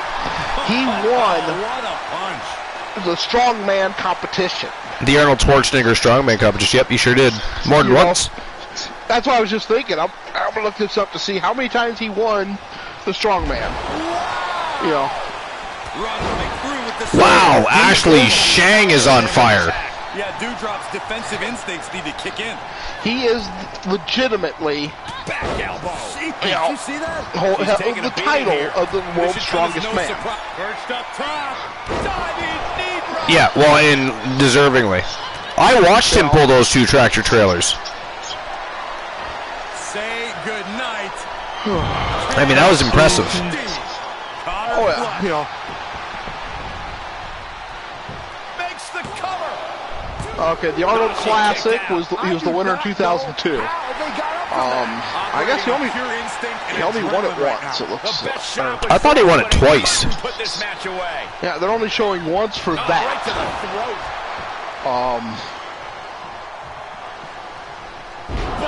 But Ooh, Doudrop with a bonsai drop right on the chest of Ashley Shang.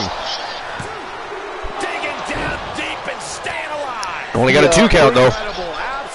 but he was the first man in history to one-hand clean and push press the unliftable Thomas Inch dumbbell, 172 pounds, 2.4 inch or 2.47 inch diameter handle. Wow. This match is wearing her down. I was pumped when I saw Yeah, I mean, he's definitely. but so far this fight Magazine calls him the second strongest man that ever lived. Wow, really? not have a pleasant ending. You know, And who are they citing as the first? that it doesn't say. Oh, because I was going to say that's always been an arguable Saying she's going to topic of conversation to who the strongest man that ever lived was, but. and she's stunned in the corner. You know, At this point, this is but incredibly his, ill. you know, This superstar looking to put this thing away. Pedigree. Couldn't have done it better myself. as of 1995, They just got the in shoulder USA up. powerlifting, Escaping that pin must have he taken was the almost U.S. everything she's American got. record holder in the deadlift at 903.9 pounds, Wow. Time to find another moment and to the pull current off that U.S. one more National time. Championship holder in the deadlift.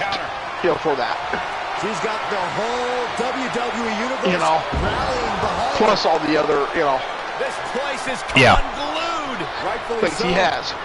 Mat slam. And I said that, you know, as of there, because I'm not sure if the guy from my hometown broke that record or not. Trampling. Oh, okay. There's a guy from my hometown that is a world record, a double world record holder Oh, really? in weightlifting. Okay, Yeah, so he we're going to broke talk his own about that. record. No, we're not going to talk about that, but we are going to talk about that. How dare you hold that kind of information back from us? That's how you stop your opponent. Shameful, sir. Kick finds it. So, but as for this article, let's see. To continue on, at the same time, broke the world record. She can't possibly come Henry back was a from previous WWE champion, is also the first Arnold Strongman Classic winner. Best of all, along with showing his power in the WWE arena, Henry has won several weightlifting gold medals. Withstanding what is Like I taken said, out many other competitors. legitimate. You know? I think the only... It doesn't get much more legitimate than that. Yeah. The only thing I've ever, had against Mark Henry... Thank you, life is great. I appreciate that. I did not like sexual chocolate. Specifically... I 1000% agree with you. I hated that whole thing. But especially the Mae Young, How awkward and stupid that was another part of the Attitude Era I just absolutely detested. That was one of the few pieces of the Attitude Era that I could not, I would turn it off, when he got on there. I'd flip channels. Again, I think it's well documented, and we all know that I feel the Attitude Era was overrated. And I don't speak for anybody else. I just personally, and I've been watching wrestling for a long time, and I'm telling you, there were far better eras than the Attitude Era for great wrestling. I loved, the Attitude Era, Oh, me too, but it was overhyped. The reason the Attitude Era was so great is all those great stars that come out of it. But there was a lot of stuff. There was a lot of stuff we ignored, like how many wrestlers were underutilized and put in ridiculous scenarios just to try and earn some TV time and things, because they wanted to keep showcasing the same 14, 15 superstars. And they did a good job of that. And hell, look what they've done with that. But I mean, there was also a lot of very poor things done in poor taste and other things that I can talk about to do with the Attitude Era that I just didn't like it as much as some people.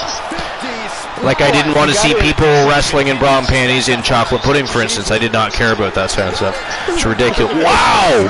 Look at that, ladies and gentlemen, the winner of the match and new Artemis Women's World Championship #1 contender from Team Asia Invasion, the Asian Nightmare, Ashley Shang. And that is a big breakout victory for Ashley Shang, because she has not had many opportunities in singles competition, and this was her first big breakout match as a singles superstar, because of course she's been spending time in the Mixed Match Challenge tag team division with, of course, Fred Shang. But wow, new #1 contender, Glenola. Ashley Shang. To defeat the Woods, that is, and Damien. Yeah.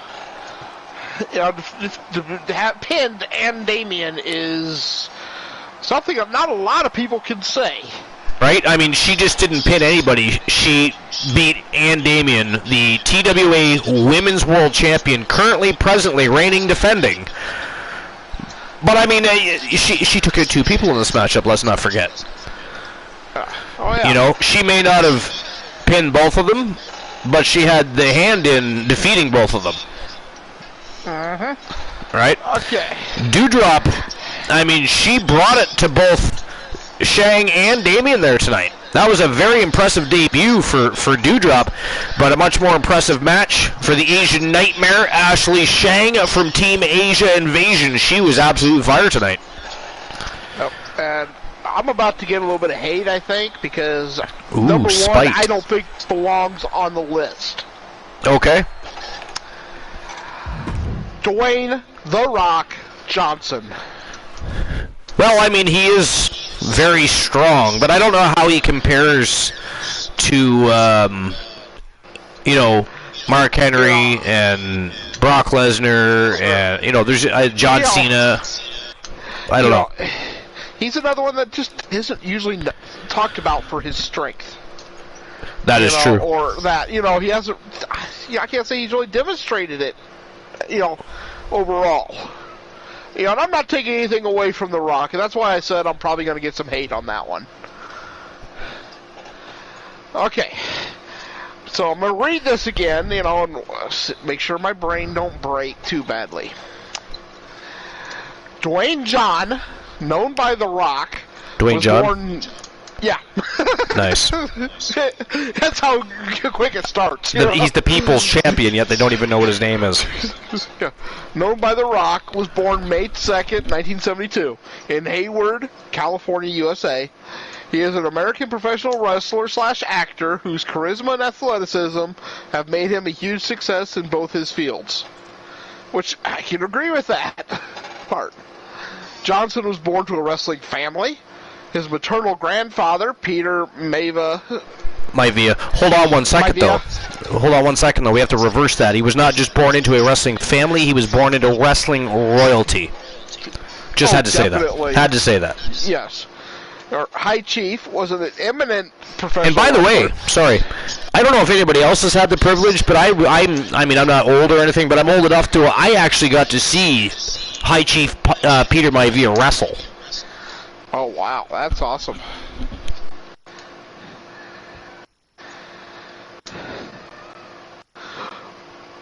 Okay, yeah.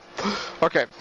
Johnson's father, Rocky Johnson, worked on the American Regional Wrestling. The original Soul Man. Of course, now the Soul Man. Yeah. That moniker belongs to Jay Simmons from Team J Negative Gaming.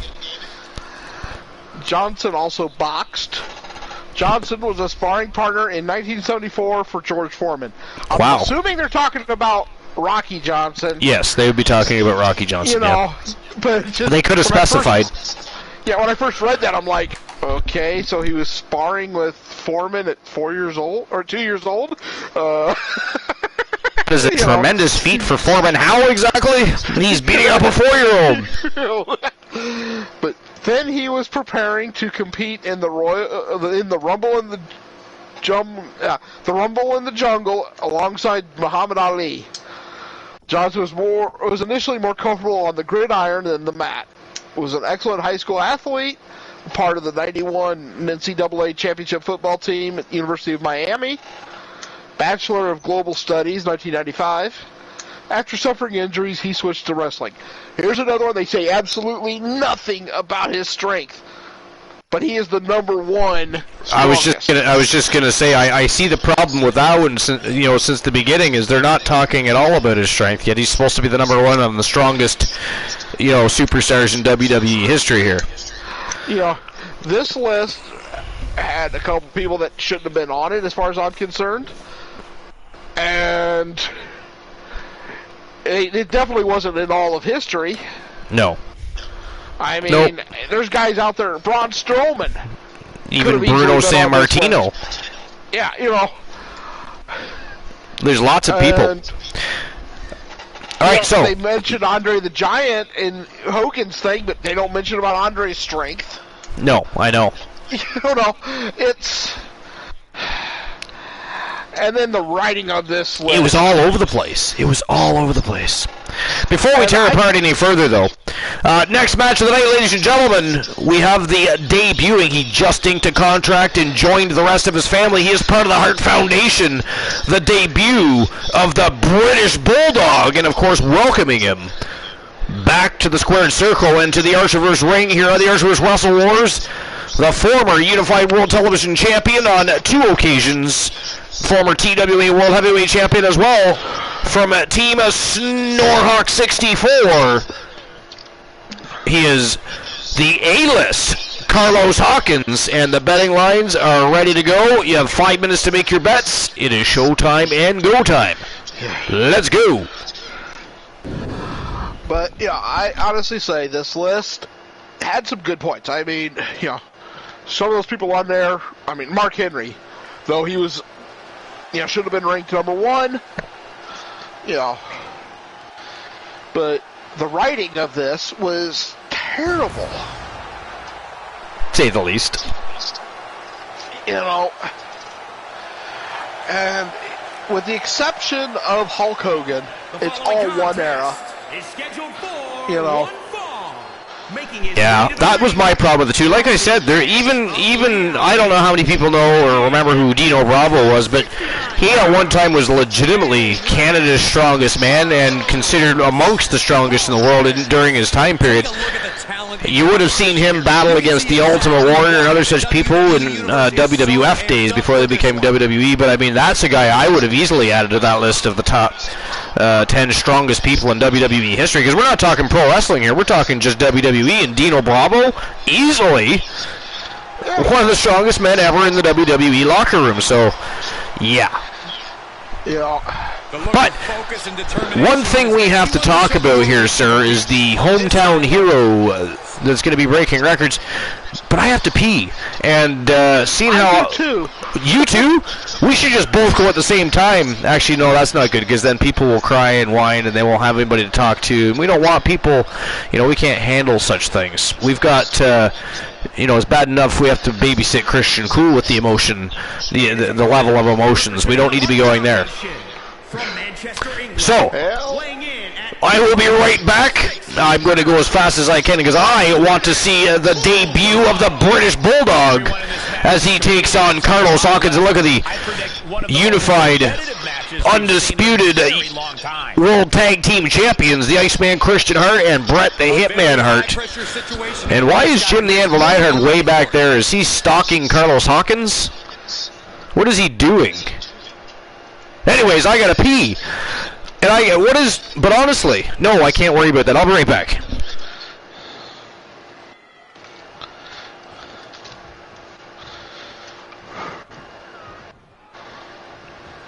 And here we have a superstar who's been grinding his teeth at the Performance Center as of late. Yeah, a consistent work ethic is what you're talking about, Michael. He's not someone who will rest on his laurels.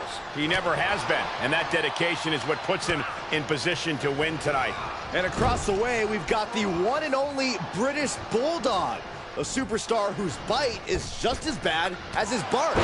Actually, his bite might be significantly worse than his bark. Yeah, there's no room for messing around when you're dealing with the British Bulldog. His pure wrestling talent is enough to give even seasoned opponents doubts about their chances. Keeping a loss at bay for now.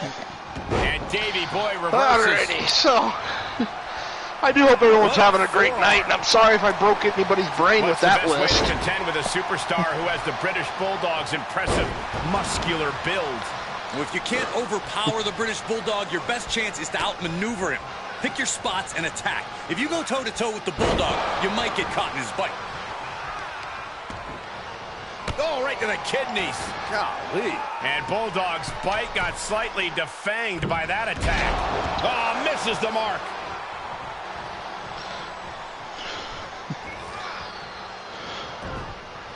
With the reversal.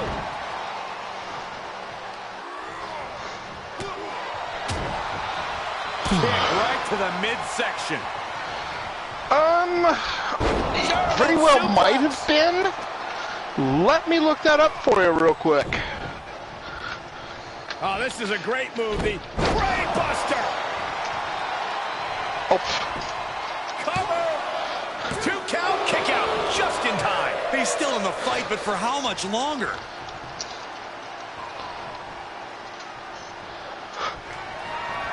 Kick to the gut.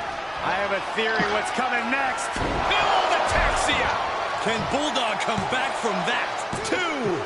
He stays alive. He stays alive. I'm pretty sure everyone in the building thought that was going to be the end of it, myself included. And you can sense the desperation mounting as that last move couldn't finish things. Oh, man. Face buster. Strikes with a kick. He was the inaugural European champion. Big time atomic drop. That'll have you walking funny. Clubbing blow to the back. Double axe handle. Bulldog gets fended off. Targeting the stomach. Boom. Nice. Oh, strong knee connects. Shot to the patella. Returned. That was absolutely wonderful. Gotta find a way to Compliments to Life is Great for the break time notice. Actually, I have 2 break time notices, but I only needed to use 1 right now. Whoa! Big, heavy right hands for the Bulldog. Look at this. What have I missed? I mean, has this been a good match? What's going on? So far, the Bulldog has been taking control of the match since I've been back, but that doesn't mean he's been doing that the whole. Look at Bret Hart trying to get involved. The Anvil, what's going on here? Look at this. Trying to shatter the ankle. I'll be right back myself. All right. We'll see you when you get back. European champion. Yeah, the very first Intercontinental champion was Pat Patterson. Oh, and Bulldog fights back. Who, by the way, was openly part of the LGBT community.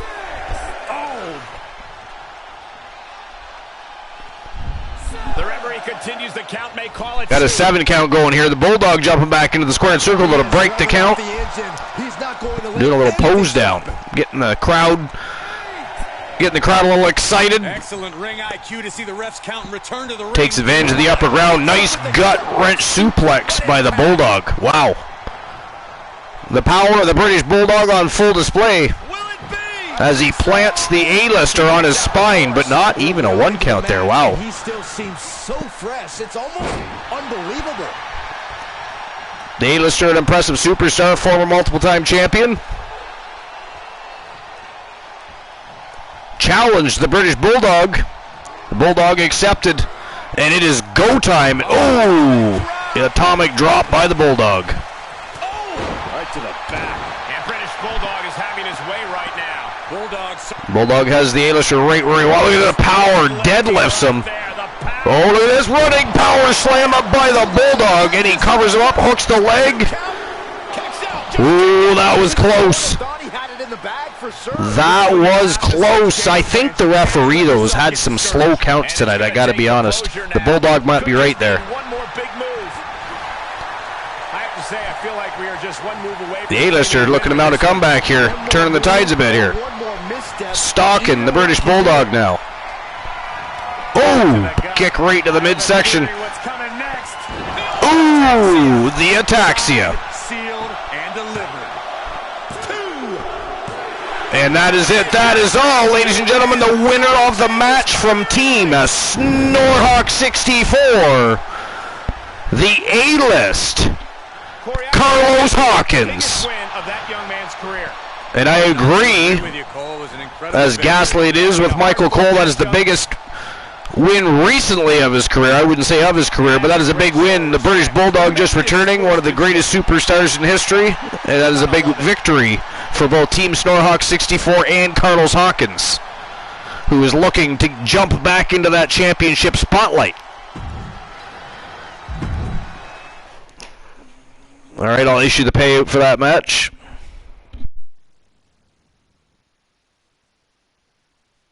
The match was Carlos Hawkins.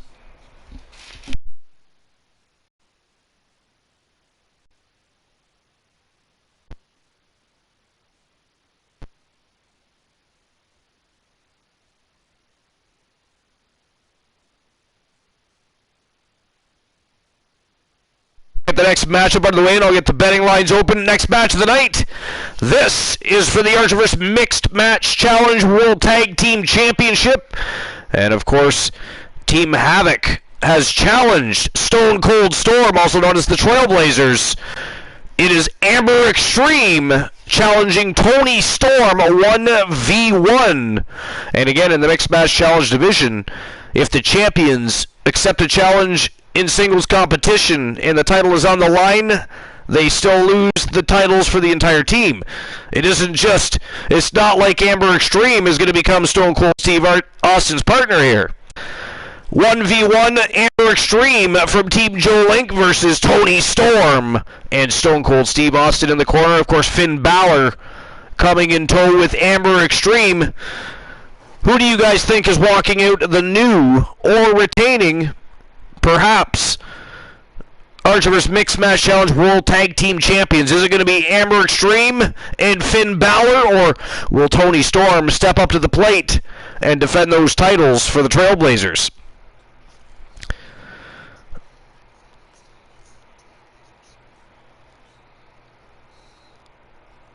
Alright, so who walks out Mixed Match Challenge Tag Team Champs?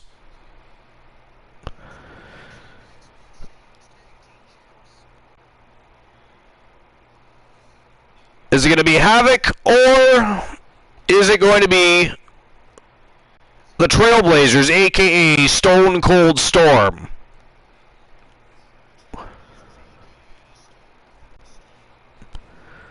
Five minutes to make your bets. And there we go. Betting lines are open, and it is showtime and go time. Let's go.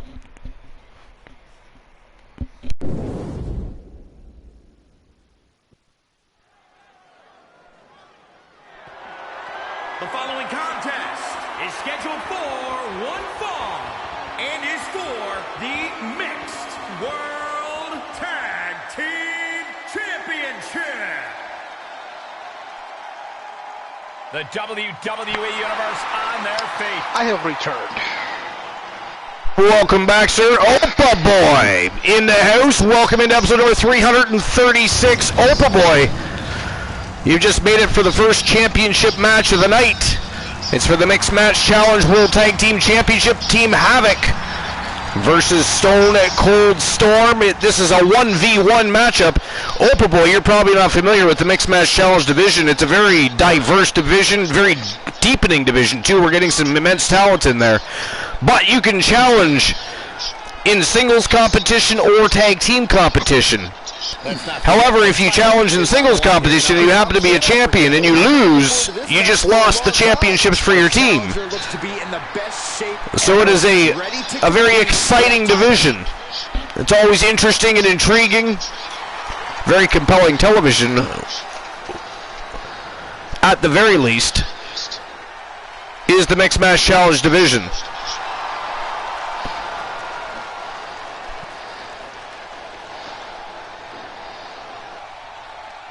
Finn Balor is actually under contract to Team the Blind Locksmith.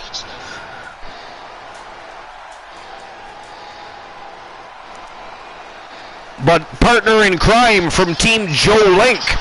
And here they come. They are the reigning, defending, undisputed Mixed Match Challenge World Tag Team Champions, Tony Storm and Stone Cold Steve Austin, the Trailblazers.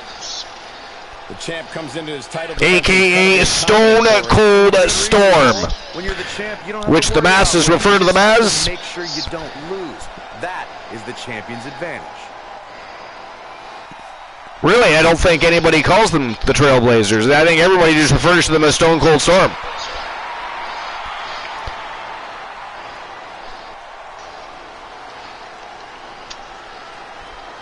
Well, what do you think, Lola?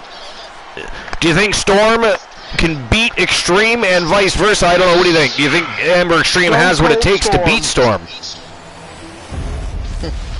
I put my money on Stone Cold Storm. You've got it on Stone Cold Storm? I mean, if I had to throw down, I would put my money on Stone Cold Storm, but I actually would like to see Amber Extreme be successful here. I would love to see her have a breakout match here and become a champion for the very first time. And what an exciting division to do it in. And introducing the champion from Gold Coast, Australia, she's the Mixed World Tag Team Champion, Tony Storm.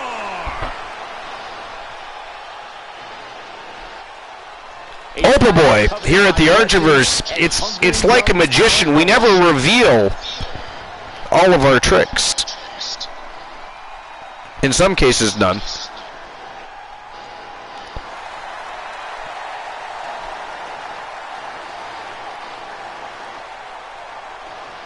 All right, here we go. Tony Storm versus Amber Extreme from Team Joe Link. Let's go. Ladies and gentlemen, we could possibly see the title change hands and a new champion. By the way, Lola, are you excited for the unveiling of the new show tomorrow night? I know there's been a lot going on, right? There's been a lot going on with Bash at the Beach and the talk of the celebratory Pride show this Sunday night, and it kind of overshadowed tomorrow night's unveiling. But what do you think? Are you excited? I actually am excited. Not going to be easy. Oh, I am very... Listen up, pencil necks. Tomorrow night, WCW's got a brand new show coming, and the Wolfpack has a surprise for everybody. Big miss right there. A surprise for everybody, but that can't be good for anybody. I'm just saying. I'm just throwing that out there. Sorry, I hate when he grabs the mic from me. I mean, he's very demanding. Oh, he doesn't even ask. He just grabs it. Good old toss for the leg. 6-4-4 for Joe Link. I actually have to look and see if anybody else has played. Has anybody else played the lottery besides Joe Link today? I did. I was just going to look to see. 216 was my numbers. 216. Here's a pin for the title. Trying to look, see if I notice anything. I just want to make sure that we are paying attention. Life is great. What were your numbers? To compete with her here is. Well, Storm works a methodical, technical pace. The key here is to... You don't remember? Just choose new ones then. I will allow that. Disorient her. Basically, or can you? Can you choose more than one set of numbers? I forget. I think it. I believe you can, because Woozy likes to mess around with that from time to time. Tony Storm's in trouble here, guys. And here you have her making Storm work faster, refusing to let this match run on Tony time. 6-8-1 for Life is Great. Oh, that'll flatten you right out.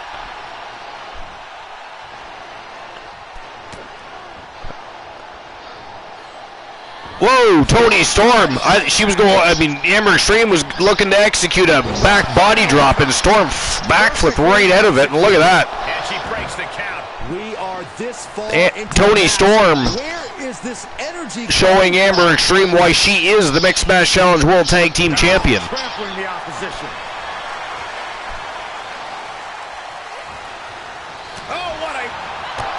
Oh, big roundhouse kick right to the face. Drop Storm like a bad habit right there. They're still in this. That was a matter of a fraction of a second. Was not able to That was seal the close. deal with her best move. Now she's asking, That was close. what can I do? Amber Extreme looking to take to the skies here. Whoa, double axe handle right between the eyes. Even Finn Balor can't believe that one. Storm explodes from the bottom, a big kick to the forehead, snapmare, and a basement drop kick to the face. That'll relocate a tooth or two.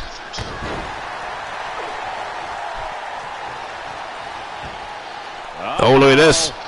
Take a look at this. Wow. To retain the title. The air raid. It's almost a cross between a Death Valley driver and a neck breaker. It's absolutely ghastly.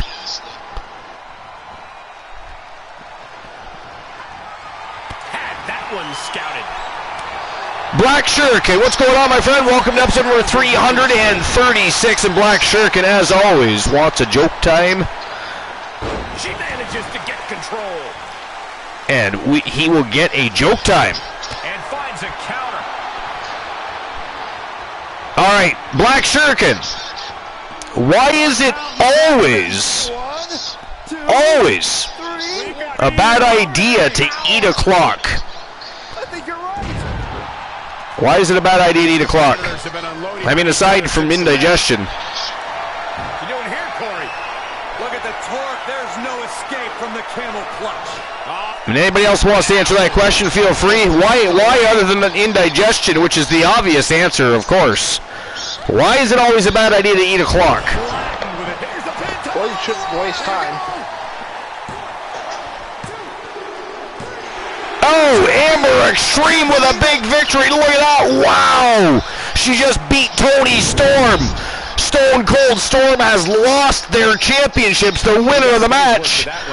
And new Archiver's Mixed Match Challenge World Tag Team Champions from Team Joe Link, Amber Extreme, and the Demon Finn Balor. They are Havoc. Wow. Glenola, looks like we were wrong on that one. Yes. Joe Link says because you're eating up your time. Glenola says because it's a waste of time and you're both on the right track. The answer is it's way too time consuming. I still can't believe it. There you see our new It is too time consuming. Consuming those clocks. But at least time passes. At least time does pass. That probably wouldn't feel very good on the ass, though. All right, new Mixed Match Challenge World Tag Team Champions. Congratulations to Team Joe Link. Holy crap. And that, by the way, what the hell, Joe Link? You've got two teams that have won Mixed Match Challenge World Tag Team Championships. I'm starting to think Team Joe Link is the specialists in Mixed Match Challenge, and they haven't won titles in just singles competition, but they've had many Mixed Match Challenge tag competitions as well. So that's very interesting. Very interesting. They are the winningest team in the Mixed Match Challenge division currently.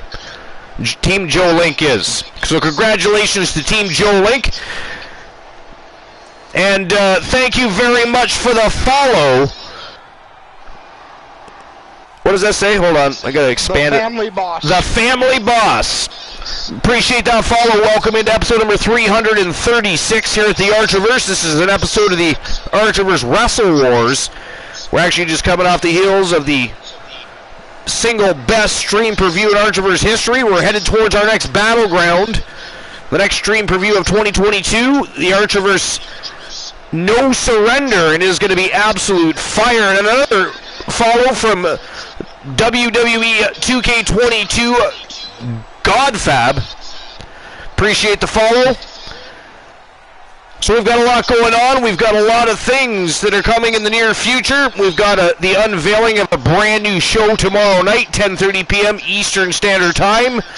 And then, of course, this Sunday night, the Archiverse, for the very first time ever, is going to be celebrating Pride with its community members. And we have a very special show dedicated to all of our Fam Jam in the LGBT community. It is going to be an absolute fire time. We've got a brand new arena for the occasion, and we've got some other surprises along the way. Believe me, it is going to be a lot of fun, and I hope you guys get the word out. I do not care if they are wrestling fans. All they have to be is great people, so they can come and enjoy your company, the great community that you are, and enjoy the evening, because first and foremost, again, it is going to be a celebration with our community. And we're going to have one hell of a wrestling show right along with it. It is going to be a great time. We are going to look to raise the bar from even Bash at the Beach, which again was the single best stream per view in Archiverse history, so we've got our work cut out for us. We need to get on the phone with the president, the prime minister here up in Canada. We got to spread the word that the Archiverse is going to have the very best Pride show on planet Earth Sunday night, 10:30 p.m. Eastern Standard Time. We are going to party and celebrate all of the above and have one hell of a fire wrestling show to boot. But, again, thank you for the follows. Welcome in. Did I issue the payout? I probably didn't. I probably did not. I blame Joe Link. Joe Link had me on a rant about Team Joe Link being the winningest team in the Mixed Match Challenge Division's history, and totally sidetracked me from issuing the payout. So send all hate mail for not having your wallets fattened to Team Joe Link. Thank you very much. All right, let me issue the payout for that right now. Wow, 71%. We're looking for new champions. Well, 71% got it. Havoc are your winners.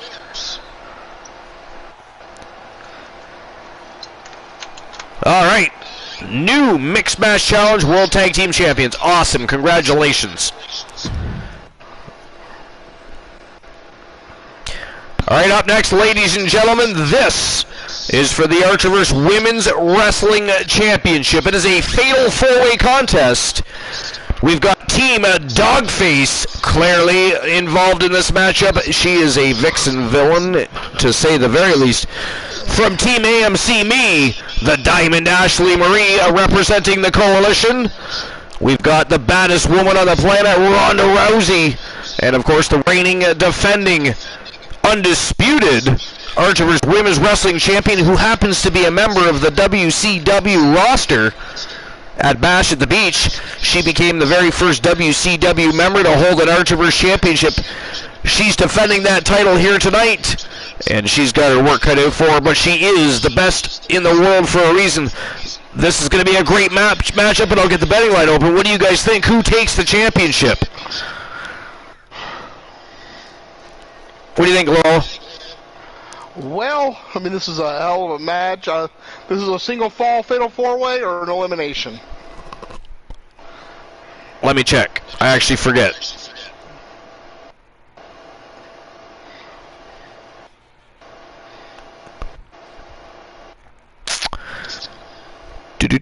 There it is. It is just a one-fall fatal four-way contest. Which surprises me a little. Yeah. How dare you agree with that? No, how dare you agree with that? What do you mean, yeah? Well, if it was an elimination, then that would have been different. Gaslight. You know, nice cover-up. That was good. Because, you know, I had one choice for a, you know, if it was an elimination, but for a single fall, I have to go with Charlotte. Wow, you're going to go with Charlotte retaining? Yeah, I am. All right. What about you guys? Life is Great? Joe Lank, what do you guys think? Ooh, Life is Great says Is Rosie an MMA fighter? She was an MMA fighter. She is now a WWE superstar. And by the way, a damn good one in a very short amount of time. Wow. She is so impressive. It is crazy. I mean, when she impresses the likes of Charlotte Flair, that's saying something. I gotta say. Alright, so who's walking out the Archerverse Women's World Champion? Claire Lay, Ashley Marie, Ronda Rousey, or the reigning defending champion Charlotte Flair? Or Flair. We gotta fix that. We'll put Flair in, not Flair. Flair's the next match.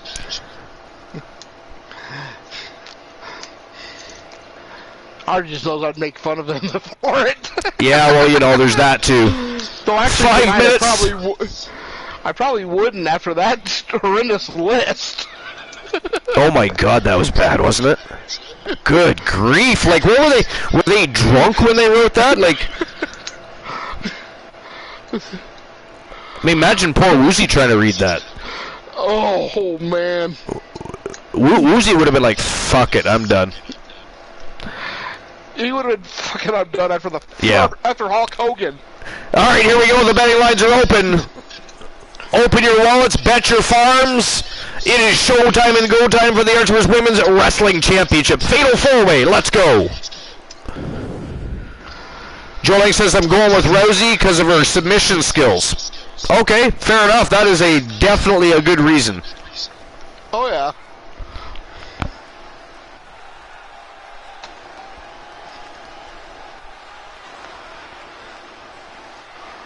And here comes the Diamond. Ashley Marie from Team AMC representing the Coalition, who have already had a good showing tonight. Elijah Archer actually came out on top, beating the Phenom The Undertaker in a fantastic matchup.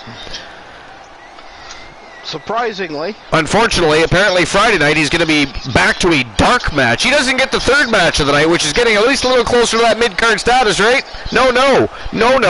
He's being hauled into a dark match. From the first match of the night last week to the second match of the night this week to later this week, a dark match. He's not even televised. This is getting ridiculous, I got to tell you. And by the way, the spiteful powers that be agree to put Archer in 4 sides of steel against Andre the Giant and Yokozuna. I mean, why would they entertain such a thing? The longtime face of the Archerverse.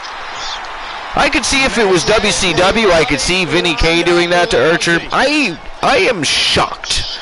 I am shocked. But anyways.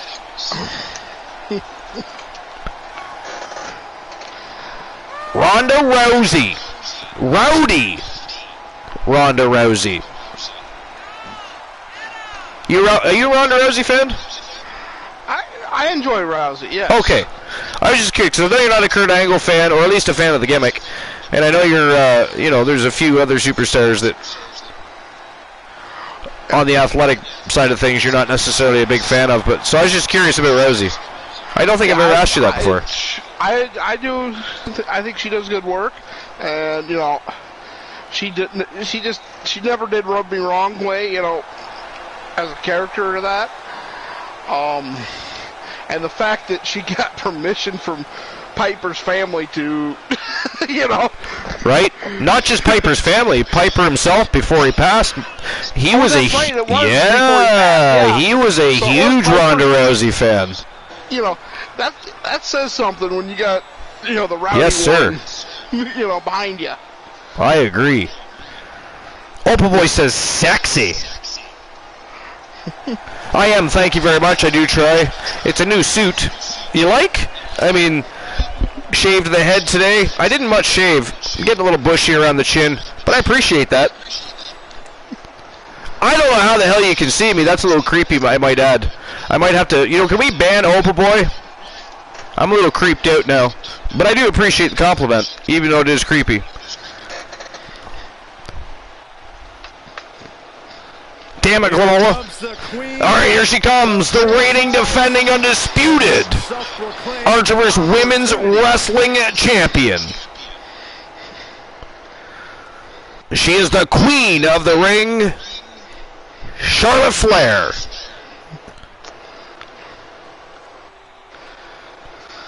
I mean, I think her entrance should be brighter. I mean, do you remember when we had retinas? Yeah. Wow. Why so bright? And since when does Charlotte Flair use fire? Well, isn't that the proper entrance accompaniment for the archer? Uh-oh, Joe Link just AKO'd Opa Boy.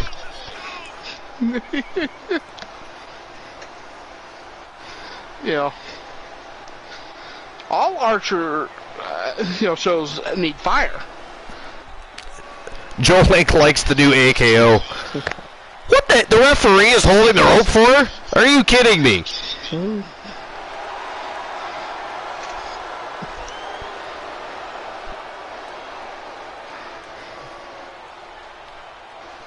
Oh, look at this. Although, to be fair, I would sign up for that. Exactly. Who wouldn't sign up? It's not often you can say that, you undress Charlotte Flair with something other than your eyeballs. Look at that beautiful Women's World Championship. Fatal 4-way action, guys. Single fall action. This is not an elimination matchup. Why is Charlotte covering up our beautiful side plates? That is ghastly. That needs to be discussed. I do not care that she's the champion. She is defacing property with her ghastly side plates. They're not even on right. All right, here we go. Let the chaos begin. Ooh, Rousey and Flair lock horns immediately. How fitting is that, actually? Claire Lay and Ashley Marie going to town. Look at this nice transition by Claire Lay. Full Nelson suplex. Big right hand by Charlotte Flair. Rousey returns with one of her own. Look at this. Big power slam by Ronda Rousey, and she's looking to pop that shoulder at a joint. Will not be part of the equation here in this fatal four-way.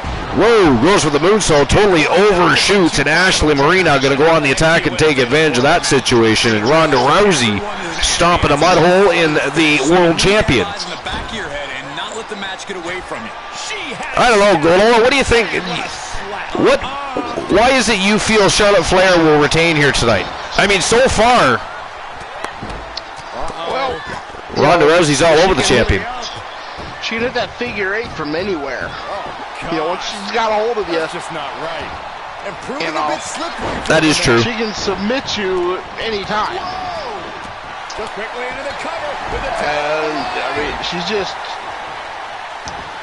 she took the lessons of her father and the Horsemen, really, and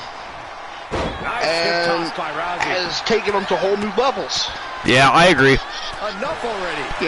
I don't know for sure, but I am pretty sure in my heart that Arn Anderson taught her a thing or two. Oh, I would imagine. I don't think there's any question with that. But I think she a long time ago stepped out of her father's shadow, in my opinion. Well, that's what I'm saying. She took what they had and really ran with it. Took off with it. Yeah, skyrocketed with it, if you will. I'll admit, starting off, I really wasn't a big fan because I just thought, she's Flair's daughter. Yeah. And we'd seen that before with David Flair. You know what I mean? So, that's the worst part. I was a fan of David Flair in WCW. Yeah, I was too, but, he wasn't... He wasn't an example of a Flair. Like, he wasn't that good. No, really, he wasn't. And no.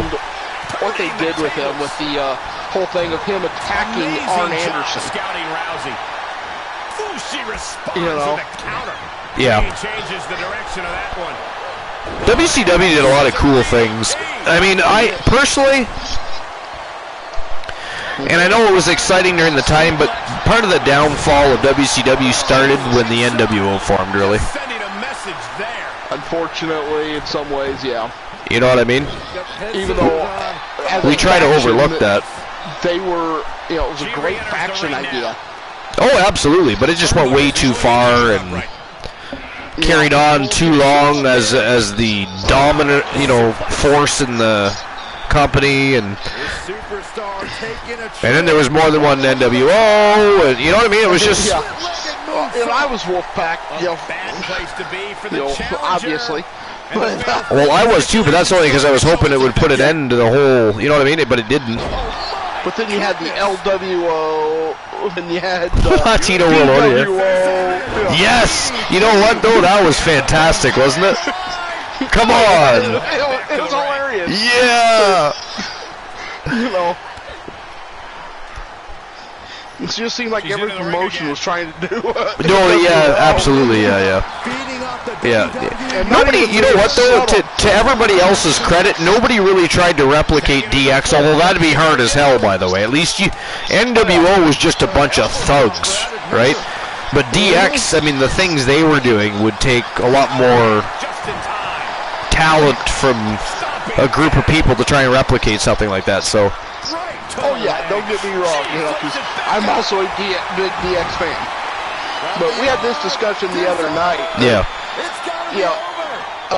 Just from a faction standpoint, NWO was better than DX. Yeah. You know. As far as action went, anyways, you know. As far as wrestling action went, DX were entertainers more than anything. This is a very dangerous situation now. Knew what was coming there. But that's just me, you know. Well, no, I think NWO was a better faction too. I totally agree with you. Yeah, and I think I kind of demonstrated the other night how big of a DX fan I am when I admitted to being a complete mark on the DX return. Yeah. When Triple H attacked. Oh, I love DX, yeah. You know, I think the fact I was that emotionally involved to it kind of proves what I thought of DX. Wow, Ronda Rousey with a near fall on the champion there. Adrenaline is coursing through their veins. We have to remember this is a one-fall matchup. So the first person to score a pinfall is walking out of here as the Archerverse Women's Wrestling Champion. Which one of these four vixens is it going to be is the question.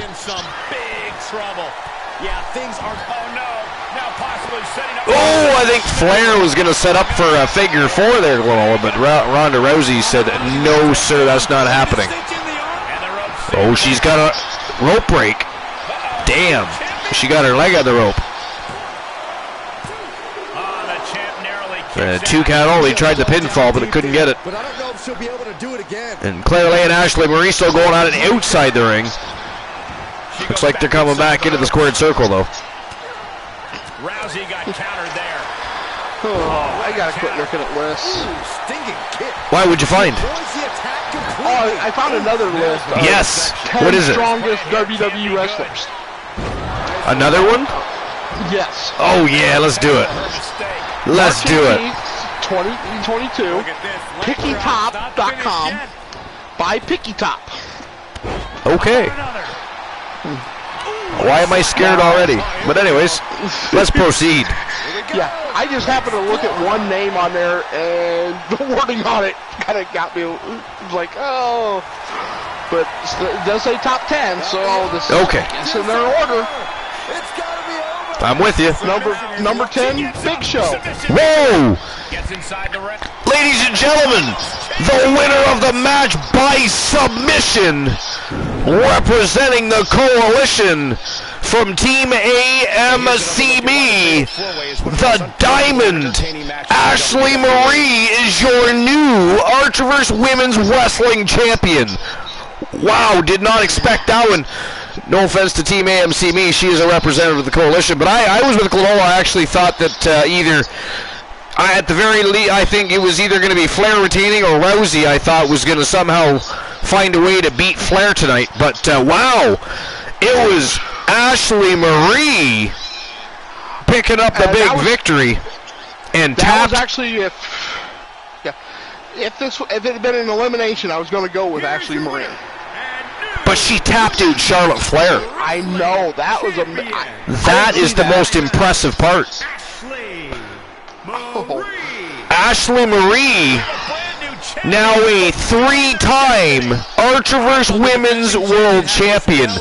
Congratulations to Team AMC Me. Sometimes we forget about the lineage. Like, for instance, we just had the biggest stream per view in Archerverse history, WCW Bash at the Beach. That was actually the 2nd annual WCW Bash at the Beach. It wasn't even our first one. 2nd annual. And when you can do the payout whenever, Archer, but nobody's getting any money. Nobody's getting, and nobody bet on Ashley Marie. No love for Ashley Marie.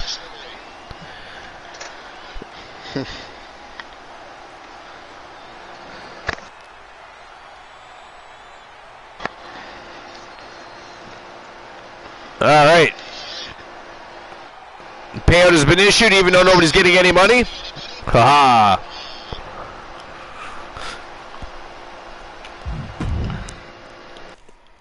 Life is great said I was going to second guess myself. All right, next match of the evening. This is for the Archerverse World Tag Team Championship. Demolition, the Acolytes, the Usos, and the Hart Foundation. We got Team Complete Geek TV and Team The Turp Man, Team Zombie Master, and Team Timbo Slice Gaming, and of course Team Christian Cool.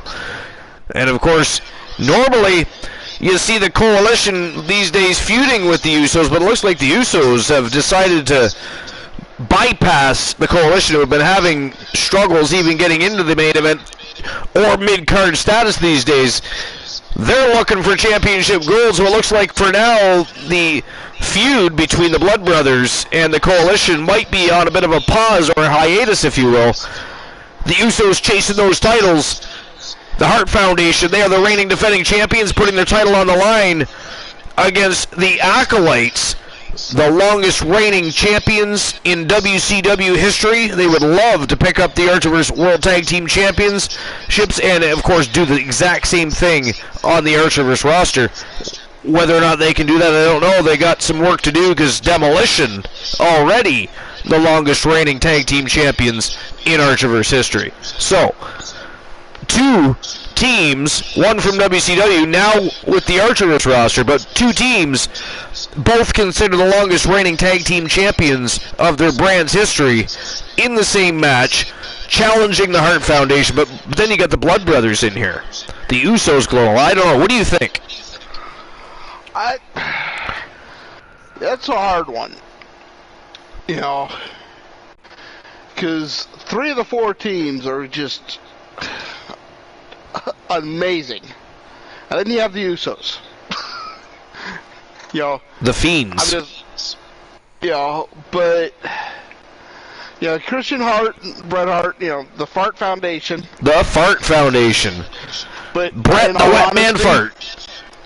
You know, you know, the Wolfman, be the first to admit, Christian Hart is one of the truly great wrestlers in the Archerverse. Yeah, I mean, he jokes around about the hammerlock, but that was after an hour-long match. You know? Yeah. An hour submission match. And, yeah, anyway, no matter, you know, you could have bent their finger back and you know, they would have tapped. That was a very long, grueling matchup. But that's what we always talk about, that, you know, it wouldn't have mattered who had the hammerlock applied on them at that point. I think no matter who that happened to, they were tapping out. You know, so you had that. You got the Acolytes, who, I mean, are amazing. Demolition is, you know, the history there. You know, it's pretty bad when the Usos are the underdogs in the match. Kind of, in a way, right? The Blood Brothers are actually, at this point, the underdogs of this matchup. So, I'm going to go with the the Hart Foundation retaining because they are on a streak. They Not are the Hart Foundation.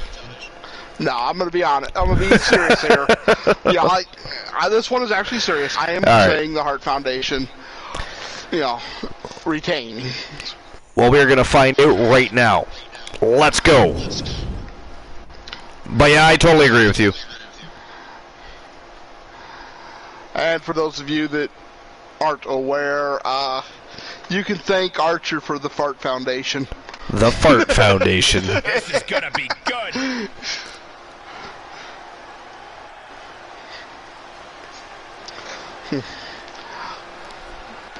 But as I was saying, number 10 on this is The Big Show. It actually talks about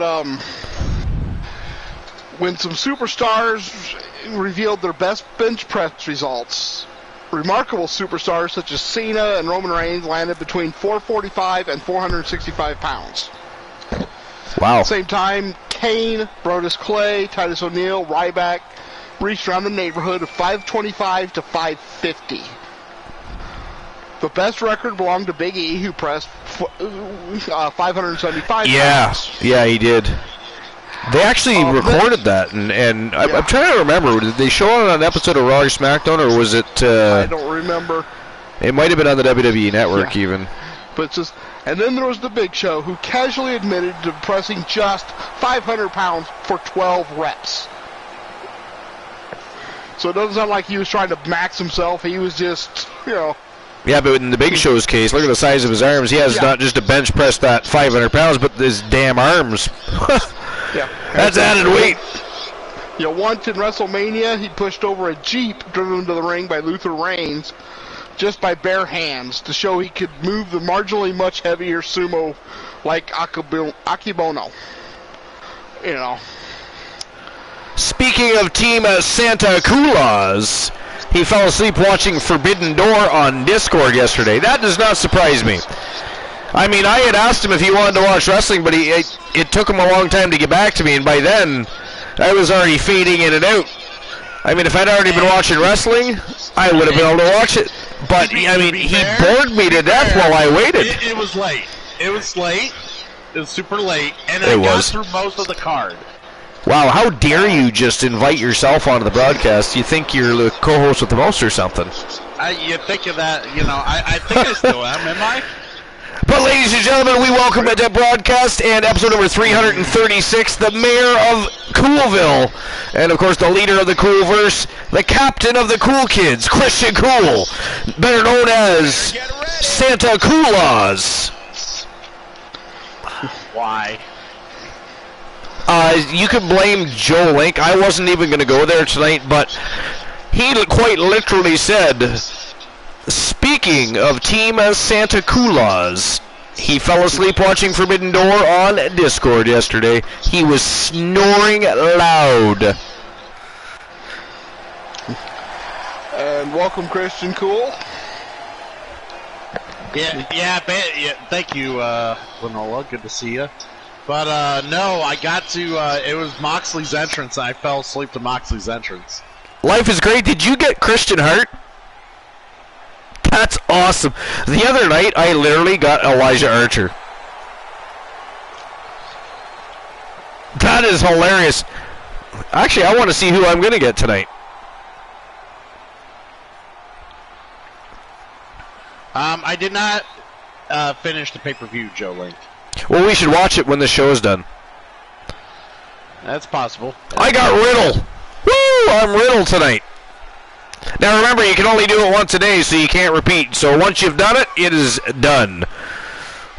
Life is Great is mimicking me now. What are you, a parent? Somebody ban Life is Great, please. We do not need exotic birds. We already have gigantic lizards and disgusting animals that don't belong at ringside. I'm all for beautiful animals, but, that ghastly creature that is angry and hungry sitting around in a sack does not belong. You're Lita. Nice. I'm sexy, baby. You are sexy. And here come the reigning, defending, undisputed Archers World Tag Team Champions, from Team Christian Cool, the Iceman Christian Hart, and Bret the Hitman Hart. They are the Hart Foundation. And by the way, the British Bulldog had a debut match tonight. Good for him. He did. He fought the A-list Carlos Hawkins. It was a very good matchup. Carlos Hawkins ended up beating him, but British Carlos Bulldog. Hawkins is a fine-ass superstar. The Bulldog was impressed, shook the man's hand at the end. Oh, really? Yeah. Good to see the Bulldog back, and of course we know he'll be running with the Hart Foundation. But it was nice to see him back and in the squared circle. He looked fantastic. Looked fantastic. Teams facing off. Things are going to get frantic fast. All right, here we go. Let the chaos begin. And by the way, Cool, if your team wasn't involved, which of these three teams do you think would have the best shot at winning the tag titles?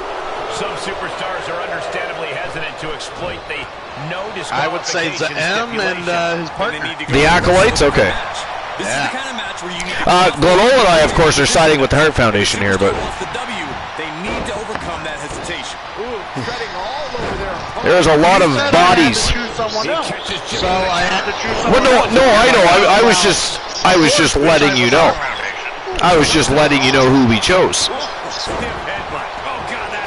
You made it sound like it was a jab at me. Like me choosing another team was it was like blasphemy. Well, it sounds like paranoia. Oh, hey, Cool. If it makes you feel any better, Archer set himself up in a match for Friday night in a steel cage versus Yokozuna and Andre the Giant.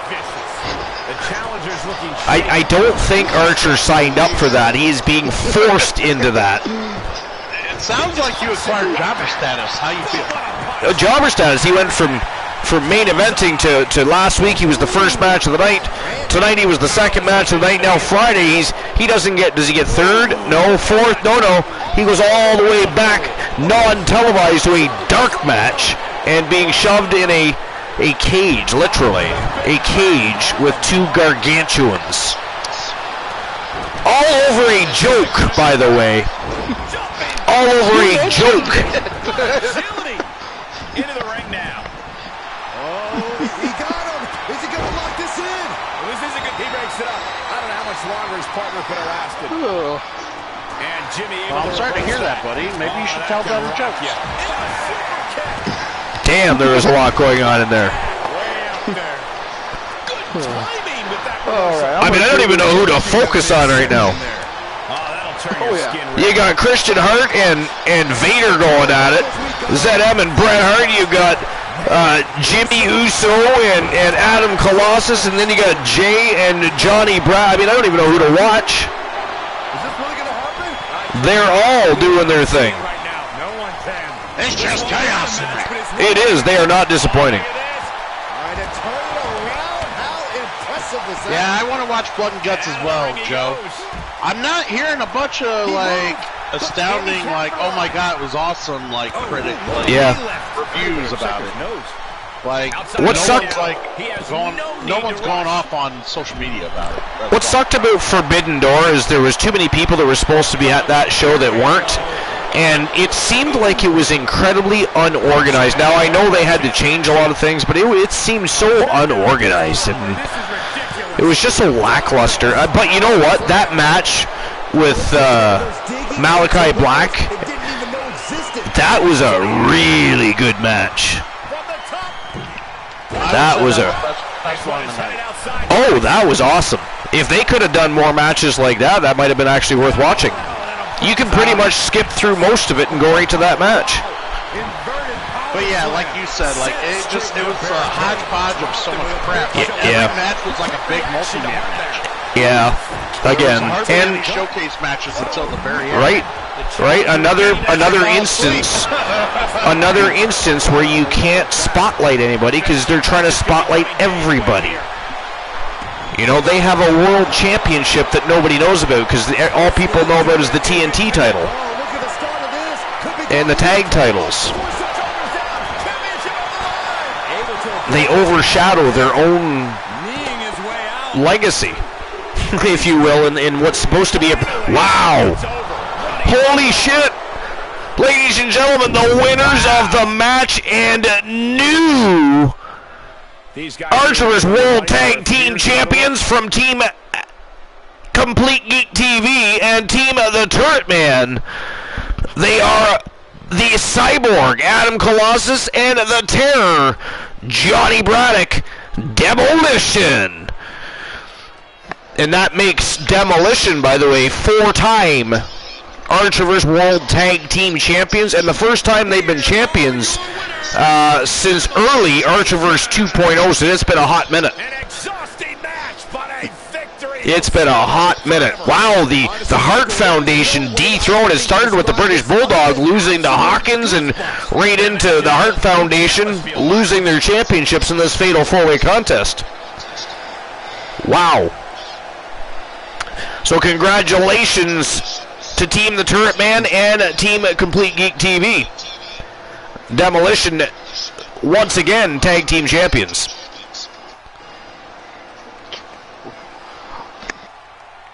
All right, well, Glenola, we were wrong again. Yeah, and my second, thought, if I didn't go for the Hart Foundation, would have been wrong too. So I would have went with the Acolytes. Well, me too. Me too. I didn't think, because I thought Demolition would have been too consumed with the fact that the Acolytes were in there. They've had history, right? They've already feuded. Longest reigning champs versus longest reigning champs. It was a fantastic feud. But no, they were razor sharp focused, and actually, it was the Hart Foundation that became obsessed with the Acolytes. And as a result, Demolition snuck in there and stole the show, so to speak. So I will say, I kind of was a little confused, because I was thinking this was the normal, tag team fatal four ways with the elimination, not a single fall. Ah, well, we can't always have elimination matchups. I mean, come on. What do you think What do you think this is? Crip Championship Wrestling, or? But no, it's just, that threw me off. But that was a dig at Soul Embers, by the way. If anybody's wondering, he's probably lurking. I'm surprised 1231 Girly Girl or himself have not been here tonight. How dare they miss the show? Shameful. But, yeah, I don't know. I'm just shocked. I literally thought that the Hart Foundation would retain there. But, I mean, that is an impossible situation for all four of those teams, much less the champion that has to try to retain their titles in that. Fatal four-ways are devastating to any championship reign on more, 90% of the time. 90% of the time. The stacks are always stacked against the odds of the champion. But speaking of stacks being against the odds of the champion, next match of the night for the Archerverse Unified World Television Championship, and each and every member except for Little Joey Nightmare has been a champion or is a champion. Kevin Owens is a former World Television Champion. Big Bubba Bruno, former World Television Champion. Ali Salas, the reigning defending Archerverse World Television Champion, and Little Joey Nightmare, who has been shocking the world and making a bold impact since inking a contract, is going to be shooting for his first championship as he takes on all three of these crazy villains in an attempt to become the new Archerverse World Television Champion. Falls Count Anywhere Fatal 4-Way. And I believe this one is an elimination match, Glenola. So there you go. You have your elimination match. Oh yeah, I just so used to in the the multi-man. Yeah. Well, it is usually the tag team tornado matches. I'm just used to it. That's so.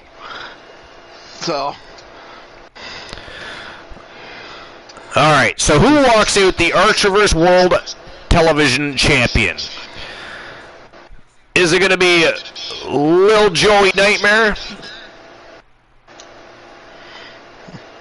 And he is a freaky little critter, isn't he? I mean, I don't even know what to think of Joey Nightmare still. I'm still blasted by his accomplishments. I mean, his accomplishments can be very much compared to Poindexter, except for this little Joey Nightmare seems to be, you know, I mean, aggressive on a whole nother level, and he is flat out creepy, just like, I don't know, Big Joey Nightmare, if we're gonna call. I guess he just goes by Damien now, but I mean, you know, Joseph Damien is his name.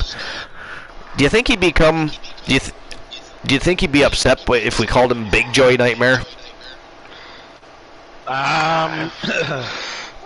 Probably. Sure we probably shouldn't go. Yeah. Okay. Yeah. He would probably say, "I'll give you a nightmare when I show you my Big Joe." Fair. Yeah, I'll take the 0 on that. And if I mean, we could always blame Life is Great though. Really? Mm-hmm. But yeah, you know, I'm actually surprised he hasn't been here tonight. But you know, especially after Archer starts it off, cracking the perfect opening.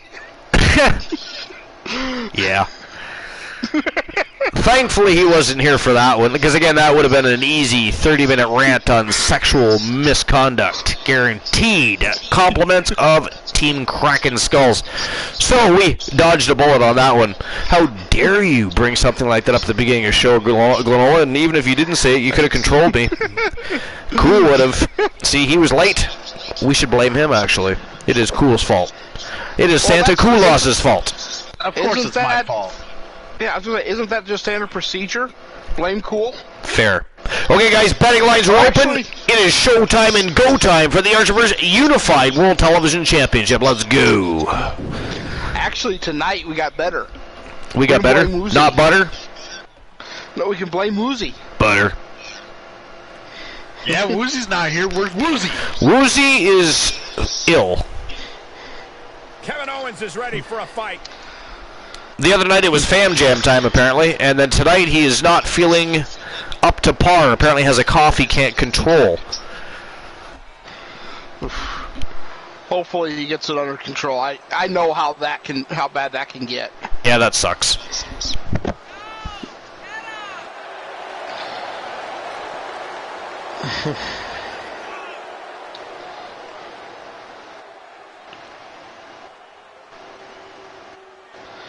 Yeah. Alright, seeing how we haven't talked about it yet, who do you guys got winning this one? Kevin Owens, Lil Joey Nightmare, who I mean has been impressive as all hell quite literally lately. Elisa lost, the reigning defending champ.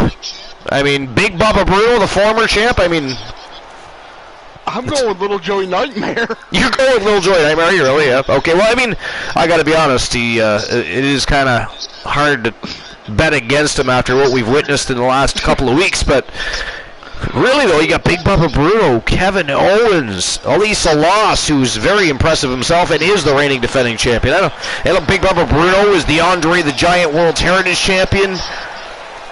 You think Little Joey's got something to, against Bruno, because Bruno's the one that beat him, but Little Joey Nightmare eliminated 4 people in an elimination chamber. That is so true. And they all, were good-sized guys. Well, if you ask any of the females in Santa Claus's life, size does not matter. Now, I don't know if that's just something that women say when they're embarrassed that their partner is not very well endowed, or if that's a real thing. But, I don't know which ones you've talked to. Mostly I just hear them start laughing. Ouch. Wow, they laugh because of my charming personality, Glenola. Which is what you laugh. Charming. I apologize. Charming. Charming. Oh, shit, here we go. Lil Joey Nightmare. Well, getting shot by lightning. Oh, here we go. He's sitting up, I think. Yep, there we go. I actually get to see Christ, I was just about to say, did they just kill him? I didn't think he was going to move there for a second. Then he twitched. I was like, okay, we're good.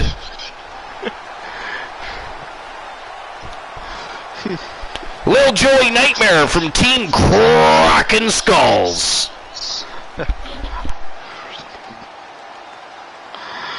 First time I've actually gotten to see his intro. It's funny. You either get an ad or a lock up. I just want to know what they feed Lil Joey Nightmare and Poindexter, because I just can't understand it. Like, there's no mathematical equation or formula that can work this one out for me. I mean, don't bother asking Poindexter for a match, because he'll just... no. I mean, he'll give us an answer, but it isn't one that anybody in this dimension is going to understand.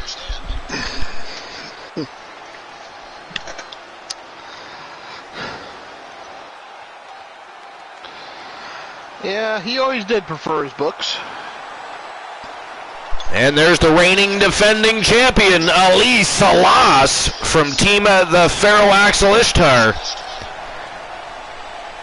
And another superstar that has been absolutely impressive since inking a contract, has only one blemish on his record and is already a champion, and has defended that championship already, by the way. Retained his title at Bash at the Beach. And once again, the fighting champion that he is, the Arch vs. Wrestle Wars, just a couple days later, he is putting his title back on the line, and it is going to be a barn burner.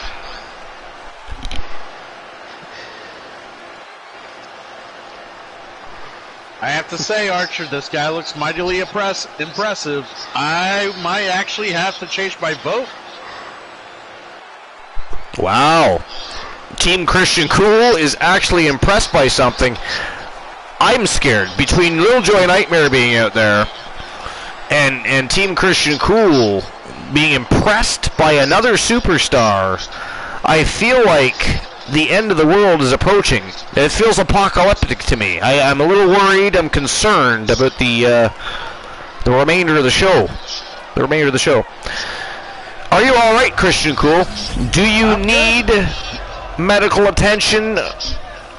Are you going to be in need at any point in time in the near future? Going to need CPR or I don't know,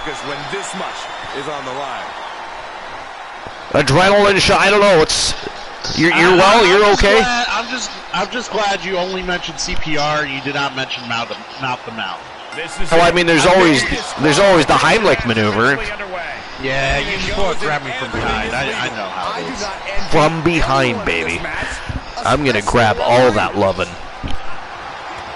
Kick to the gut. Ooh, brutal forearm. He's able to fend. Don't make my girlfriend jealous, man. And he'll leave the ring for this unkind. Well, you have two hands. If the one gets jealous, use the next. Oh my goodness! That just seems like too much work. Boom! Well, you know, you've got to get the pepper and the salt, the tweezers, the magnifying glass. Try to get that puppy to sneeze so you can grab a hold. I can understand how that'd be difficult. That's time consuming, but I mean, sometimes it has to be done. All right, I'm actually going to take a quick break. I'm going to grab myself a beverage, so I will be right back. Keep your eyes glued to this matchup. I do not want to miss out. You have to be ready to adapt. Wherever your opponent takes the fight, you must be ready to follow. So expect the unexpected and have a plan in your back pocket for any situation. He says he doesn't want to miss out, but yet he leaves. I know. Explain to me how that makes any sense at all. You know, you have all these entrances where he has time to go do something, but he waits till the match starts to leave. See, I'm starting to understand. Archer's all about the entrance. It's not about the match. Yeah, I think you're right. He's heading up top, thinking big. As soon as that bell rings, he thinks it's time to shit. Taking advantage. Owens was launching. I don't know about Archer sometimes. Well, he is Canadian, and all those Canadians are kind of weird. By another counter. This is true. Ooh, that hurt right to the kidney. There's always something a little funny about it. Neck breaker. Man, That was nasty. Oh no, getting in position. What's he planning to do here? just tap I was out, gonna just say, tap this out guy on is this wrapping thing. himself around Big Bubba, Great and wherewithal it's and like power to impressive the escape. skill that The this man challenger is eating up portraying some right damage. now. At least until Bubba sits down. And he'll come back from under the apron. Saw that one coming. Took advantage. Boom. DDT. I mean, there's just so many awesome contenders now, Manola. All these people coming in wanting their pound of flesh. Taken down. What is this superstar looking for? Legs are great by now. Right now, they can take it all off Big Bubba. Well. Oh, face first. Yeah, he wouldn't miss And it. responds with a counter of their own. Exactly. Cracked around into a neck breaker. That'll rearrange the spine. Man, what? Oh my God. Here he goes for the win. Little Joey, he's putting in good work here. This is no time to hesitate. You can feel the end coming. I honestly am impressed with little Joey. Was ready for that. Thanks for coming. Oh my God. His eyes look glazed over. Owens falls short. He's eliminated. Man, if that ref had started counting right away, Kevin Owens would have been eliminated. Going deep into their arsenal all match. I mean, he is eliminated. Way to end it at all. Oh, Swings in momentum. Every push has been cut off. I'm way back then. Wait a minute. Setting in. Devastating submission coming. Black Widow. Locked in. Yeah, you're gonna have to refresh your page, Great buddy. wherewithal and power to Again. escape. Okay, he's re-entering the ring. But yeah, it is down to 3, and This fight is who is pumping worthy him of up. carrying this television championship? Which is ironically funny that a promotion on Twitch has a television championship. Yeah. Out of trouble by fighting out of that one. Again, it's another Canadian thing. Archer and his booking. Look at him totally vibing with the WWE Universe right now. Great job refocusing to reverse that. Getting him into the corner. Ooh, that hurt right to the kidney. Golly. No. The challenger not looking good right now. I mean, is Bubba really feeling these kidney shots coming? Advisable. Might want to try making use of that stipulation. I mean, as soon as you're hitting your elbow into the back, I'm sure all you hear is squish. Here we go. Suplex. And squish. The WWE Universe is pouring more fuel on his Yeah, fire. I'm not sure. What a display of stamina. The champ showing You they're know, truly 'cause worthy of this title. But things might Kidney only shots get still harder hurt pretty from here. good. So It is unreal that this match is still going I'm not on after sure a on that maneuver one. wins most matches. Whether he's absorbing those or not. Joe says technically it's Twitch TV. And the electricity of this moment Well, I is guess you're right. coursing through his veins. Yeah. The roar of this crowd has been Still. building, and they are at a fever pitch right now. You can feel the anticipation growing with every You second tell that me how just many passed TVs are in this currently match. playing this match, sir. Uh-oh, he could be looking for a submission here. Uh-oh, triangle armbar submission. He's got it locked in. Dang it. A choice, he may have to tap out. I use a TV as my monitor. There is no escape. He's trying to... Yeah, I have Find a to, way out of actually. the triangle. His left hands will do it. He's free. Snap there. Followed up by an elbow. Well, that's one way to leave the ring. From out of nowhere. KO! Looks like the champ is going to retain. Got the shoulder up. That's how much winning this title means. To give everything you've got. I don't know how much you can have left after that, but you've got to be impressed. I can't tell if it's anger in the eyes at the fact that he hasn't finished this, or if it's disbelief that his opponent is still in this. This arena has come unglued. You can feel the foundation shifting with every turn in the match. I mean, this is a great match, really is. Challenger kicks out. It would also help if I didn't Determination of mute the myself challenger and I sit here keeps talking this to match myself here. going. You can just see how much this title means. I was doing that How much earlier. one is willing to go to claim themselves as the new champion. But yeah, I can't believe that that Jafar looking asshole that almost came off a Stargate set. is, first of all, him being the champion, and two, he almost put away Little Joey earlier. But I think Little Joey's got him this time. I have returned. Holy shit, we're down to 3. Resilience of a champion on display. Yeah. Wow. What's been going on? From the top rope. I mean, who's been, I mean, has it been a dominator, or has it been kind of back and forth between these 3 and the other one just got beat up, or like, what happened? Well, Little Joey ended up dropping Owens on his head and got him out. Was it that ghastly suplex driver? Yeah, and then he just tried it to your television champion here and just barely got up. I hate watching that. I mean, can you imagine the damage to the neck and spines of people? I mean, they fold like accordions. It really is ghastly. But Big Bubba is taking his advantage. I think it's over here for Little Nightmare. It is over for Little Joey Nightmare. Big Bubba Bruno looking to become a double champion here. But can he take out Ali Salas, the very impressive reigning defending champion who's already defended 1 time? Oh! How have we not claimed a winner yet? You gotta believe that not wanting to feel the agony of defeat is causing this never surrender attitude. Oh, right to the gut. Oh, flipping the script on him there. Both superstars showing great awareness of their opponent's repertoire. I don't know, what do you guys think? Bruno or Ali Salas here? I don't know. I mean, I guarantee, well, if Ali Salas wins this match, I mean, it's going to take me an awful long time to embalm Big Bruno here. Wow. 2 count only there. I thought Bruno had it right there. To get the shoulder up. Into the cover. Salas just drove him face first into the canvas. But Bruno, so strong. 500 pounds lands on that shoulder when he swung him down like How that. much does Bruno weigh? Is it 500? I mean, it's close. It's about, like, it's over 4. He is a gargantuan. Being carried around with ease. Uh-oh. Salas. Oh, shit.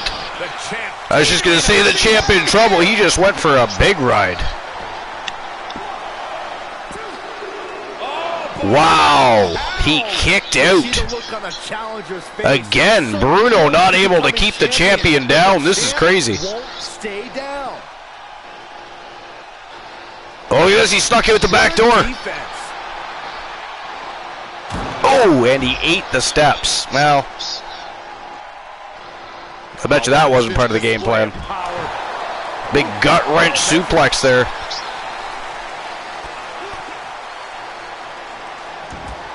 Wow. What a foot sweep.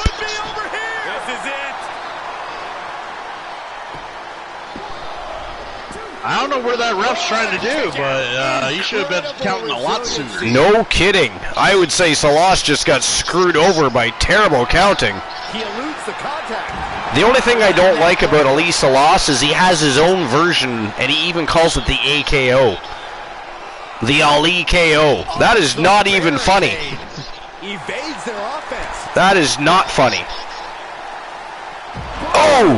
Now that did not look pretty. Bubba's head just bounced off that floor. A nasty stop to finish it off. Thought Elijah Archer had AKO copyrighted. Right? That's what I'm saying. I mean, what the hell? He was waiting for him to make his move. But right now, Ali Salas putting asses in seats. They're not saying shit. Archer is not impressed, though. Oh! The big man just took a seat. Wow. The champion dethroned by a big rear end.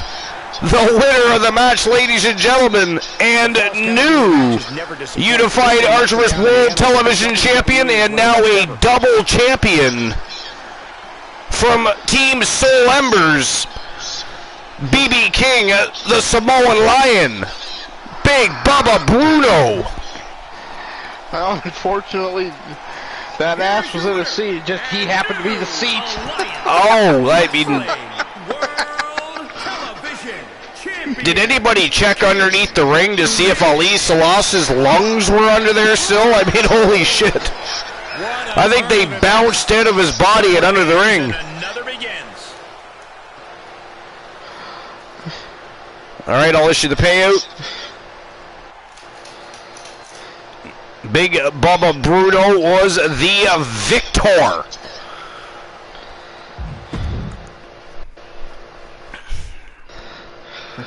All right, next match of the night. This is the main event of the evening, and this is for the Archiverse World Championship #1 contendership. It is a triple threat eliminator from Team Dogface. He is the reigning, defending, undisputed TWA World Heavyweight Champion. Fat Lad Mitchell Vaughn.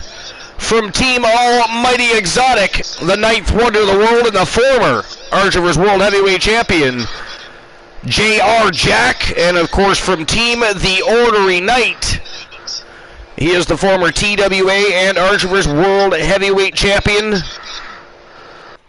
He is the Omega, Marshall Omega, and they are capping off the evening. What do you guys think about this one? All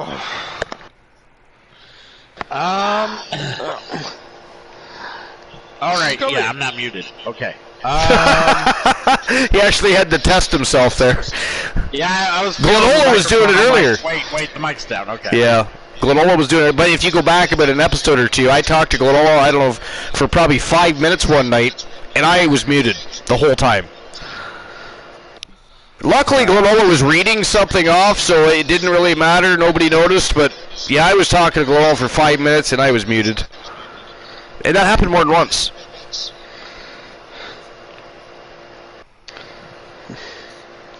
Oh, this is just a simple false count anywhere? This is not for the title? No, this is a triple threat eliminator for the #1 contendership. It's for the Archiverse Wrestle Wars contract case. Ah, okay. Well, I can't ever vote against the Fat Lad. See, another person that impresses Team Christian Clout is 2 tonight. Well, he's already been impressed with Mitchell Vaughn, but that's what I'm saying. There's another person, you know, Fat Lad from Team Dogface, and now Ali Salas from Team Axel Ishtar. I mean, on the radar of Team Christian Cool. Interesting. I mean, the other 2 superstars couldn't lace Christian Hart's boots, so he's the pick by default, is what I'm saying.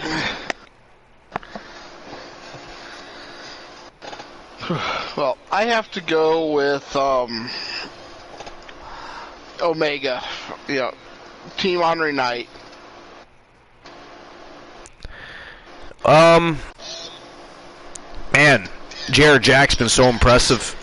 Vaughn is the world champion, but yeah, again, Omega is, first of all, he wasn't just a one-time, he's been a 2-time TWA World Heavyweight Champion, and he also won the Archiver's World Heavyweight Championship once, and he's been a 3-time World Television Champion.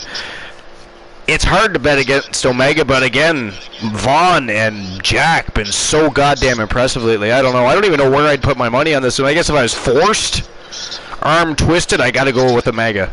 Gotta go with Omega. So Christian Cool's going with Fat Lad, and it looks like Glenola and I are going with Omega. What do you guys think? Betting lines are open. Let's find out. Who's right? Is it going to be, or maybe we're all wrong, and J.R. Jack picks up contendership and shoots for that title to become a 2-time champion? You never know. We could be wrong, guys. J.R. Jack is not going to do shit. Here we go, Team Christian Cool going to talk smack about Team Almighty Exotic.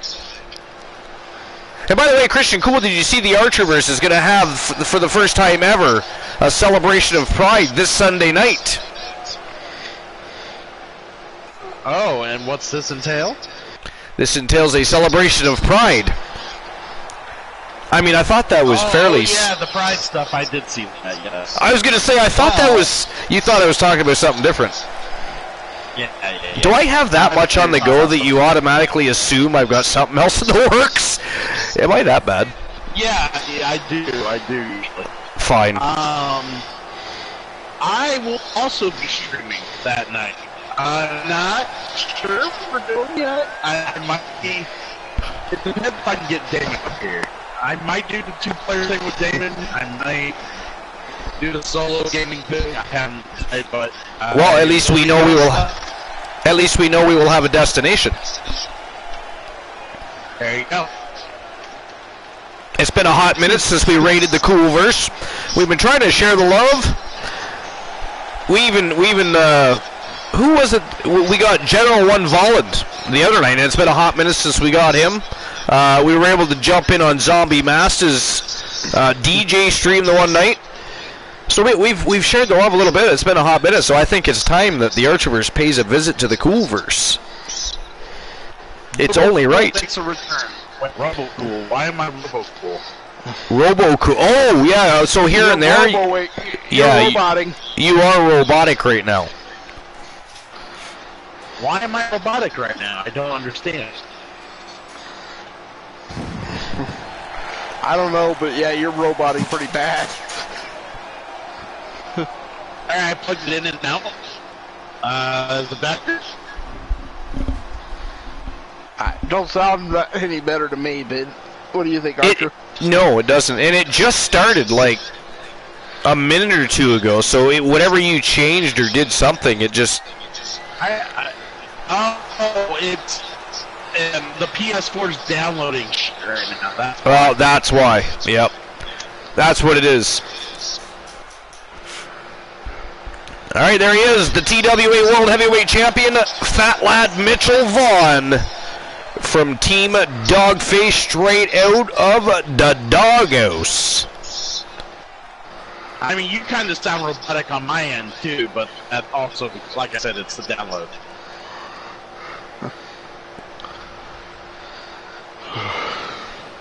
Fuck you, Joe Link.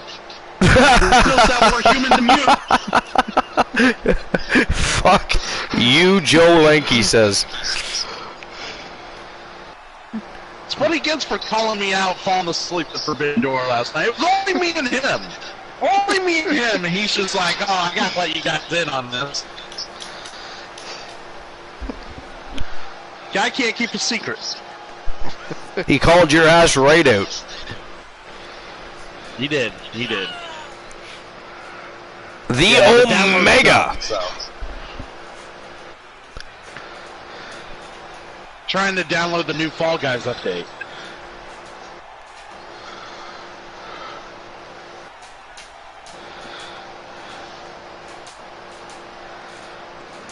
Marshall Omega always looks impressive. Yes, he always looks impressive. And then the bell rings. Ouch. Team The Ornery Knight under attack for not properly training their superstar.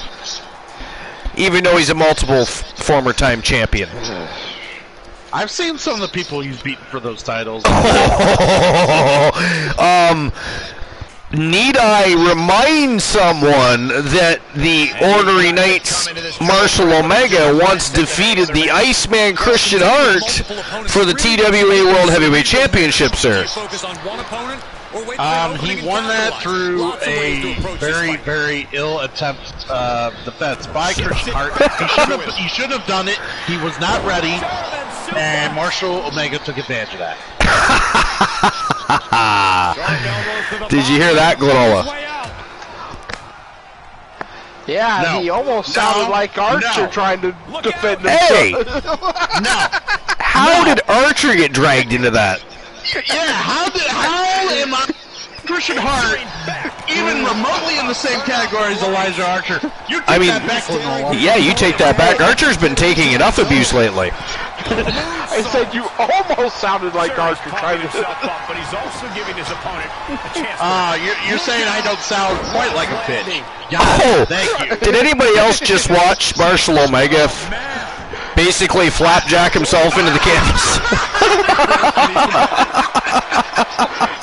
What the hell is that? I don't know, but that was pretty goddamn funny. I mean, it even looked like he was knocked out there.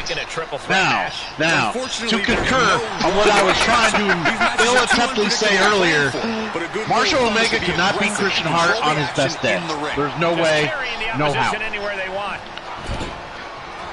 He's staring his opponent down, getting into that zone.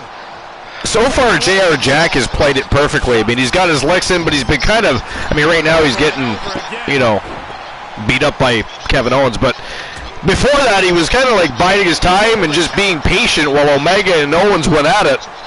He got caught showboating, though, did JR Jack, the former champion. He's right back to showboating again, getting a little rise from the fans there. Well, it's working, I suppose, but he got fed some elbows last time as a result. You'd think he would learn from the first time Kevin Owens stuck elbows down his throat. That's not even Owens, that's fat lad Mitchell Vaughn. I don't even know what I'm talking about.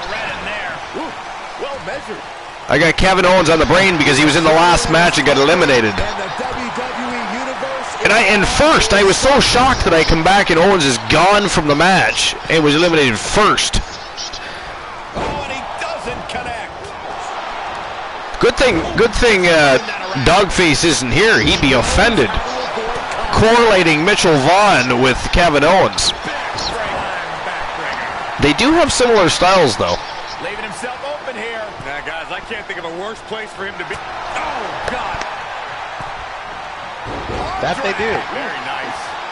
They do, oddly enough. And he's able to reverse.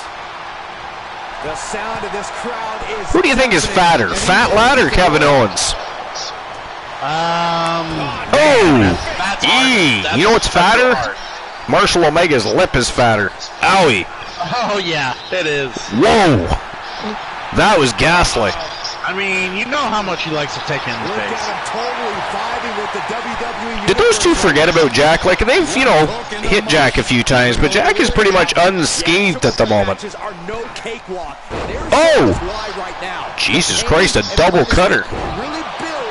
JR Jack jumped in on the action there, helped out Fat Lad Mitchell Vaughn. Look at that. I think Marshall Omega is in a bad way right now. Kick to the midsection. Oh, there's the twist of fat. There's two. Oh, he was almost finished. Oh, Jack kicked out. 2 count only. Former champion is still in it to win it. And now latching on. And your man Rolled right into a calf slicer here. And Fat Lad gets out of it. Wow.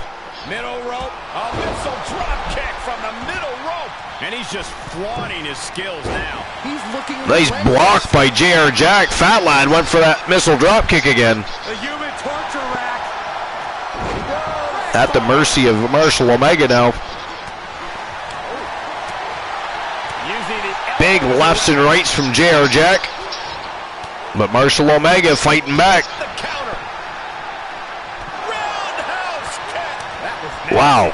A barrage of strikes from the former champion. And a big lariat takes JR Jack right off his feet. And here we go again. Fat Lad and Omega locking horns. Oh, man. Wow, nice reversal by Jack. This moment is coursing through his veins.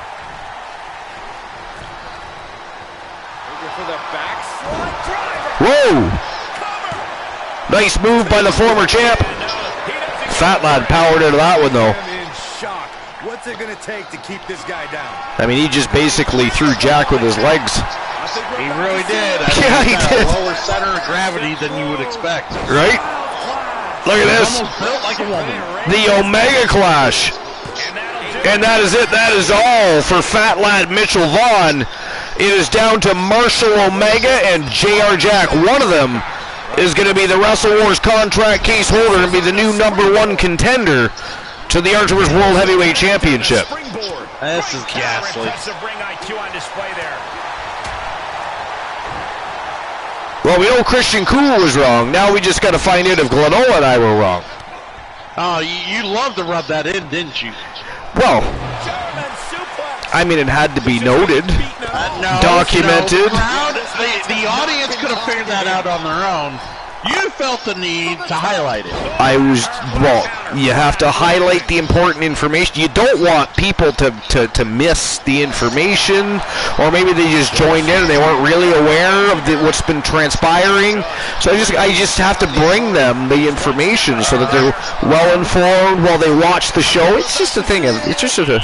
You like to insult your viewers' intelligence. I see how it is. Gonna be taking that dirt now. 2 count. Whoa, and there we go. That is it. That is all, ladies and gentlemen, the winner of the match and the new #1 contender to the Artemis World Heavyweight Championship from Team The Ornery Knight, the Omega Marshall Omega.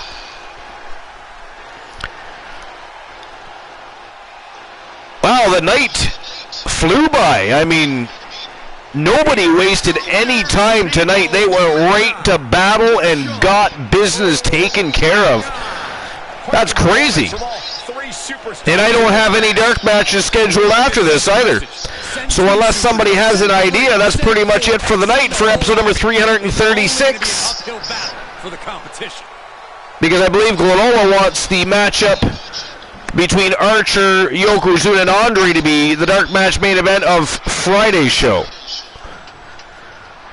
So. Yeah. Pardon me? That was the plan. Okay. Yeah, that's what I thought. Yeah, what a great night. A great way to kick off the road to the Archerverse No Surrender. Coming off the heels of the biggest stream per view in Archerverse history. What the second annual, by the way. Again, we didn't talk about that a whole lot. We didn't make that the focus of the show. But that was actually our second annual WCW Bash at the Beach show. The first one was all the way back in the Archerverse 1.0. So, an accomplishment in itself. And we upped the ante and raised the bar big time because it became the most watched and biggest stream per view in Archerverse history. It was an absolute thrill ride. It was a great evening. And now we head towards our next battleground. Joling says the dark match button has been used already.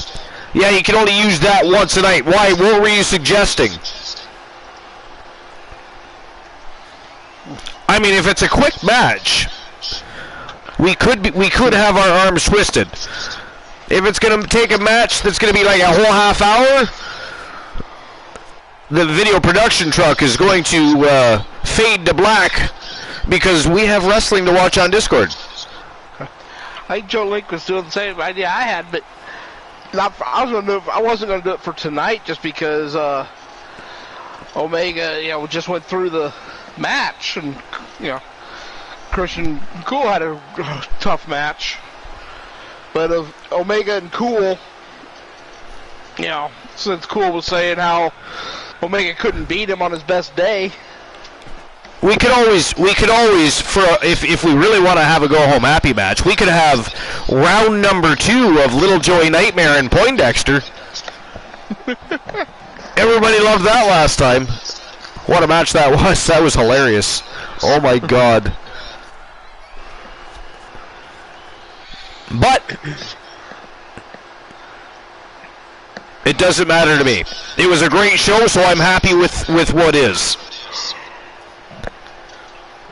I'm ready for some Discord, so if Christian we don't Hart have anything else going on versus Marshall Omega, Extreme Rules. All right, you know what? Wow. Yeah. You know what? You want to call out Christian Hart like that? You want my client to show Marshall Omega what a real champion's like? Fine. We'll even let Omega pick whatever weapon he likes because he's going to need a few to actually beat Hart. Wow. All right. So we're going to have one final match of the evening, a go-home happy match, if you will, a dark match main event. The Iceman Christian Hart versus the Omega, Marshall Omega, who just came out of a fantastic matchup, Triple Threat Eliminator, became the new #1 contender to the Archerverse World Heavyweight Championship. He's climbing back up in the ring into that squared circle to accept that challenge. And then tomorrow night, 10:30 p.m. Eastern Standard Time, ladies and gentlemen, we unveil our brand new WCW show. You don't want to miss it because it is going to be a thrill ride. We're going to have a stream per view worthy show to kick off the inaugural episode of the brand new WCW show. Don't miss it. But that is tomorrow night. It is still tonight. We have an order of business. We have a one-on-one extreme, just a regular Extreme Rules match, I assume? Yes. All right. And we're going to go back to the Wrestle Wars arena.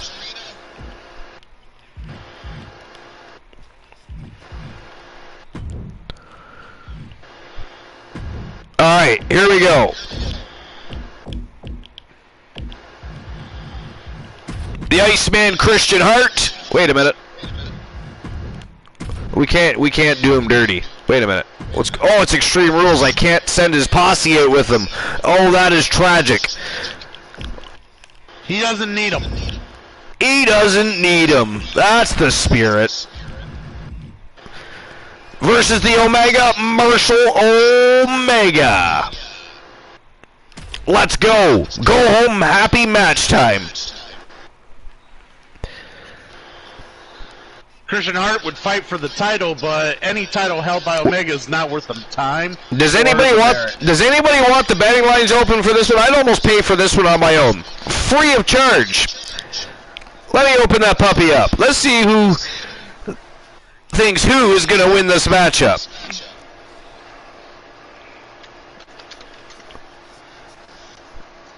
Maybe I'll issue the payment for the last match first.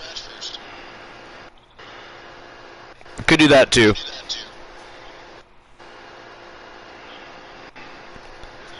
Alright, Marshall Omega was the victor. Now, can he become the victor 2 times in a row against one of the best in the Archiver's history? The reigning defending TWA United States Heavyweight Champion.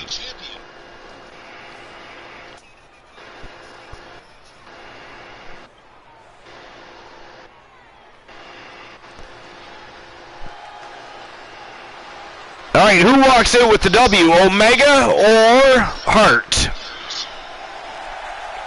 The following contest is an Extreme Rules match. Making his way to the ring, representing the Hart Foundation. Oh, I did set the proper time limit. Ohio, weighing in at 200. All right, there we go. Betting lines are open. You know what's annoying? Annoying. Yeah, what's It's a word. It's a word. Yes. Yeah, it's a word. You know what's annoying? A word. The fact that I already answered that question. I don't like this game. Like, I'm having Christian Hart fight Marshall Omega. Well, it was Joe Lincoln that aggravated me. Why am I not fighting Joe Lincoln? Look at that championship around the heart of Christian Hart there. Around the heart. The waist of Christian Hart. The fucking belt is around the heart of Christian Hart. Right. Actually, you know what? The way Owen Hart used to wear his belt, technically it would have been across the heart. Yeah. Remember he used to wear it like diagonally across the shoulder and under the armpit. Oh yeah. The Omega Marshall Omega. Actually, wasn't there a segment where Bret Hart suggested that he should wear the championship like a champion or something like that? He made reference to the fact that he never wore it around his waist. I forget exactly what he said though. I gotta go back and find that.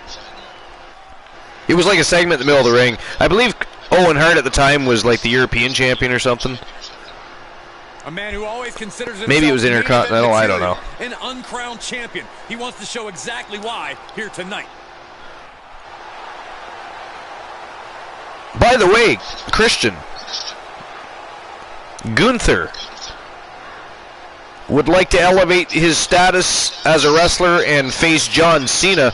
And the intriguing thing about that is John Cena has never been the Intercontinental Champion. Really? Yeah, he's never been. Was this on Raw? It was part of the dirt sheets we were reading tonight. Ah, okay. This is a match where Yeah, I found that interesting. Take it to the max, Oh, to the extreme. hey, There are no cool. rules. What? You have to read the list from earlier tonight. Oh my God, don't. You'll hurt your brain. Oh. Some people look forward to Halloween. Some look forward to I came in and heard like number 10, and I was like, what are you guys, what list is this? Yeah. Well, which number 10 was it when I said the Big Show? Yeah. Okay, that was the secondary list I was going to do. It was. No, this first list is one. The first list was Gaslight. 10 strongest WWE wrestlers in history. Now, the oldest one on the list was Hulk Hogan. Oh, that's stupid. Yep, and he was number 10. Yeah. But it wasn't even the list itself, though. There was a few to tear apart. You know, they weren't known for their strength. What measured how strong they were? Oh, trust me, we wondered the same. And returning to the ring. You know, it was. Oh man, you can see Yo. he is. I'm real Because they hard had- He steps foot in the ring again. to believe anything that list has to say if it doesn't have Killer Kowalski or fucking Bruno Sammartino on it. You know, I have to ask Corey, Yeah, how no, much this of an was- actual yeah, the strategy list is itself there was in a Hogan disqualification match? At number 10. Honestly, it depends on the Undertaker superstar's number 9. mindset. Some Kane just at wanna number get through 8. it. Others want Cena to at inflict 7. as much damage as possible, and some Randy just go with the Orton flow. at 6. Know which mindset you have before the match. Brock and stick to Lesnar it. at 5. Who won the race? Stone Cold Steve Charlie's Austin at horse. 4. The Big Show at 3. Mark Henry at 2. And The Rock at 1. What? What is this? Oh no, it gets worse. Oh, that'll break his arm. Vicious. I'm just gonna give you. Which one should I give him, Archer? Oh no, I'm gonna do the Big Show. Number 3. Yeah. Go with Big Show. Oh, he knew what was coming. Number 3, Big Show. Fans of young WWE today may not appreciate the power of Billy Graham had in the wrestling industry during the 80s. Graham was among the first WWE stars to sport muscles in the world This of is wrestling. awesome. And is believed as normal in the present. Graham was a major impact on Vince McMahon and superstars like Hulk Hogan, who's the most popular childhood hero in the majority of WWE fans. Hogan replicated the moves Graham did during his wrestling days and made his style. Billy Graham is also one of the wrestlers that others attempt to emulate. Okay, that was the best. That was the best written description. It gets out of it. Now, you see what Hart's doing here? He is aptly wearing down Mr. Omega here. Omega thinks he's hot shit.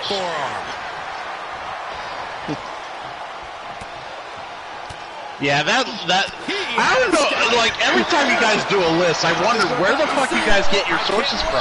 Well, because every list you guys fucking present on here is about as ridiculous as fucking David Arquette wins the WCW title. Well, lately we've been trying to find lists we can tear apart, but this one tops it because, I mean, it was supposed to be a written segment about Big Show, and they talk about Billy Graham. The official asking him, is he going to Wow, that's so weird.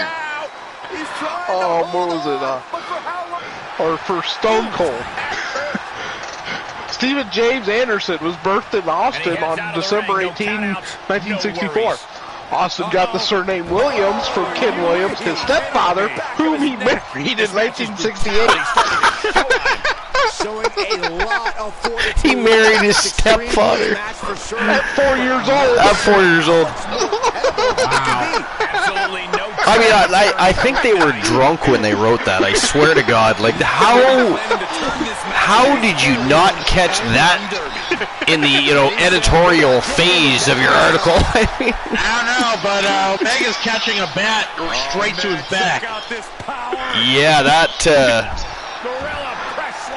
is cheating, I think. I think there's some cheating going on here going on. I don't know what. Cheating. He wanted extreme rules, and we're giving it to him. Problem is, Kenny Omega didn't even make the match. This fight is pumping him up. Oh, he's no Kenny Omega. You take that back. And he's taking this to the outside. Well, I think that Marshall Omega would think he was better than Kenny Omega, but you never know. Sorry, We are witnessing a malicious string of attacks right now. okay, Archer will just dock some pay from you later. Yes, indeed. Well, considering I don't get paid, well. Archer, you don't pay him? I mean, I give him free advertisement. I mean, that's what I thought. I thought it would just be proper you just take his logo off the one show. This could get wild. Punch right in the head. Roundhouse kick. I gotta tell you, I'm fairly amused watching these guys beat the shit out of each other. I'm enjoying this. This is a lot better of a match than I expected. I thought Marshall Omega would won by now. Oh, really? Is that your true feeling? He's able to sidestep there. What kind of wrestling fan are you? How much longer I'm sorry, I couldn't resist. Continue to fend off the I blame Granola, to be fair. Been met with equal measures of tenacity. It's going to take He has not attempted to control me once tonight. I mean, he seems to think that I'm adult enough to handle this show by myself. Oh my God, right on the head. I feel, you know, how many more times is Omega just going to get cracked with the bat? How many more times does Christian Hart need to utilize a bat just to try and beat Omega? That's what I want to know. I mean, that's the real question here. Hey, everything goes. All bets are off, Archer. If Christian Hart feels that a All baseball bats- bat needs to all beat bats Marshall are Omega, off? he's going to use a bat. Into the ring All again. bats are off. All bats are off, yes. Adrenaline is pumping. Or Christian Hart is getting off with a bat. Is on his side. I mean, that sounds kind of fun, too. Look at this. Oh, pump handle. Yeah, usually he strikes out. That's what she said. Oh. I couldn't resist. Again, you fell right at... Oh! Ooh, Christian Hart just about lost his head. He has free reign I to the figure I outside with might no mention talent this to worry now about. because I had to drop by and grab something. Settling up. Oh, we got a Vanessa kendo says stick now. hi, and she misses you. Hold on a second. You were fucking Vanessa again? No, I Nice. was not. Good for I was you. taking Good for something you. Going to the X. I mean, when in doubt, go where the field has already been mowed because it's... Oh! Christian Hart taps out Marshall Omega. That's why. Ladies and gentlemen, the winner of the match by submission from Team Christian Cool. The reigning, defending, undisputed TWA United States Heavyweight Champion and Archerverse World Tag Team Champion, the Iceman, Christian Hart. All right. And folks, that is Give me it. the mic. Give me the mic. All right, Joe Link, you enjoyed that? Was that a great match? I hope you enjoyed it because what you saw there is going to happen to Joe Lincoln next. All right, that is it. That is all for episode number 336 here at the Archers. We'll see everybody tomorrow night, 10:30 p.m. Eastern Standard Time for the unveiling of the brand new WCW show. It is going to be a thrill ride. You don't want to miss it. I promise you, it will be stream per view worthy. It is going to be showtime and go time. Same Archer place, same Archer channel. Of course, we'll also probably even potentially feature Team Christian Crew. You never know. We might just be that lucky or cool. But we'll see you then. It is time to go. You don't have to go home, but you do have to get the hell out. Thanks for coming out, though. Appreciate you all. Love you all. See you tomorrow night. Lovely parting gifts next time, but goodbye.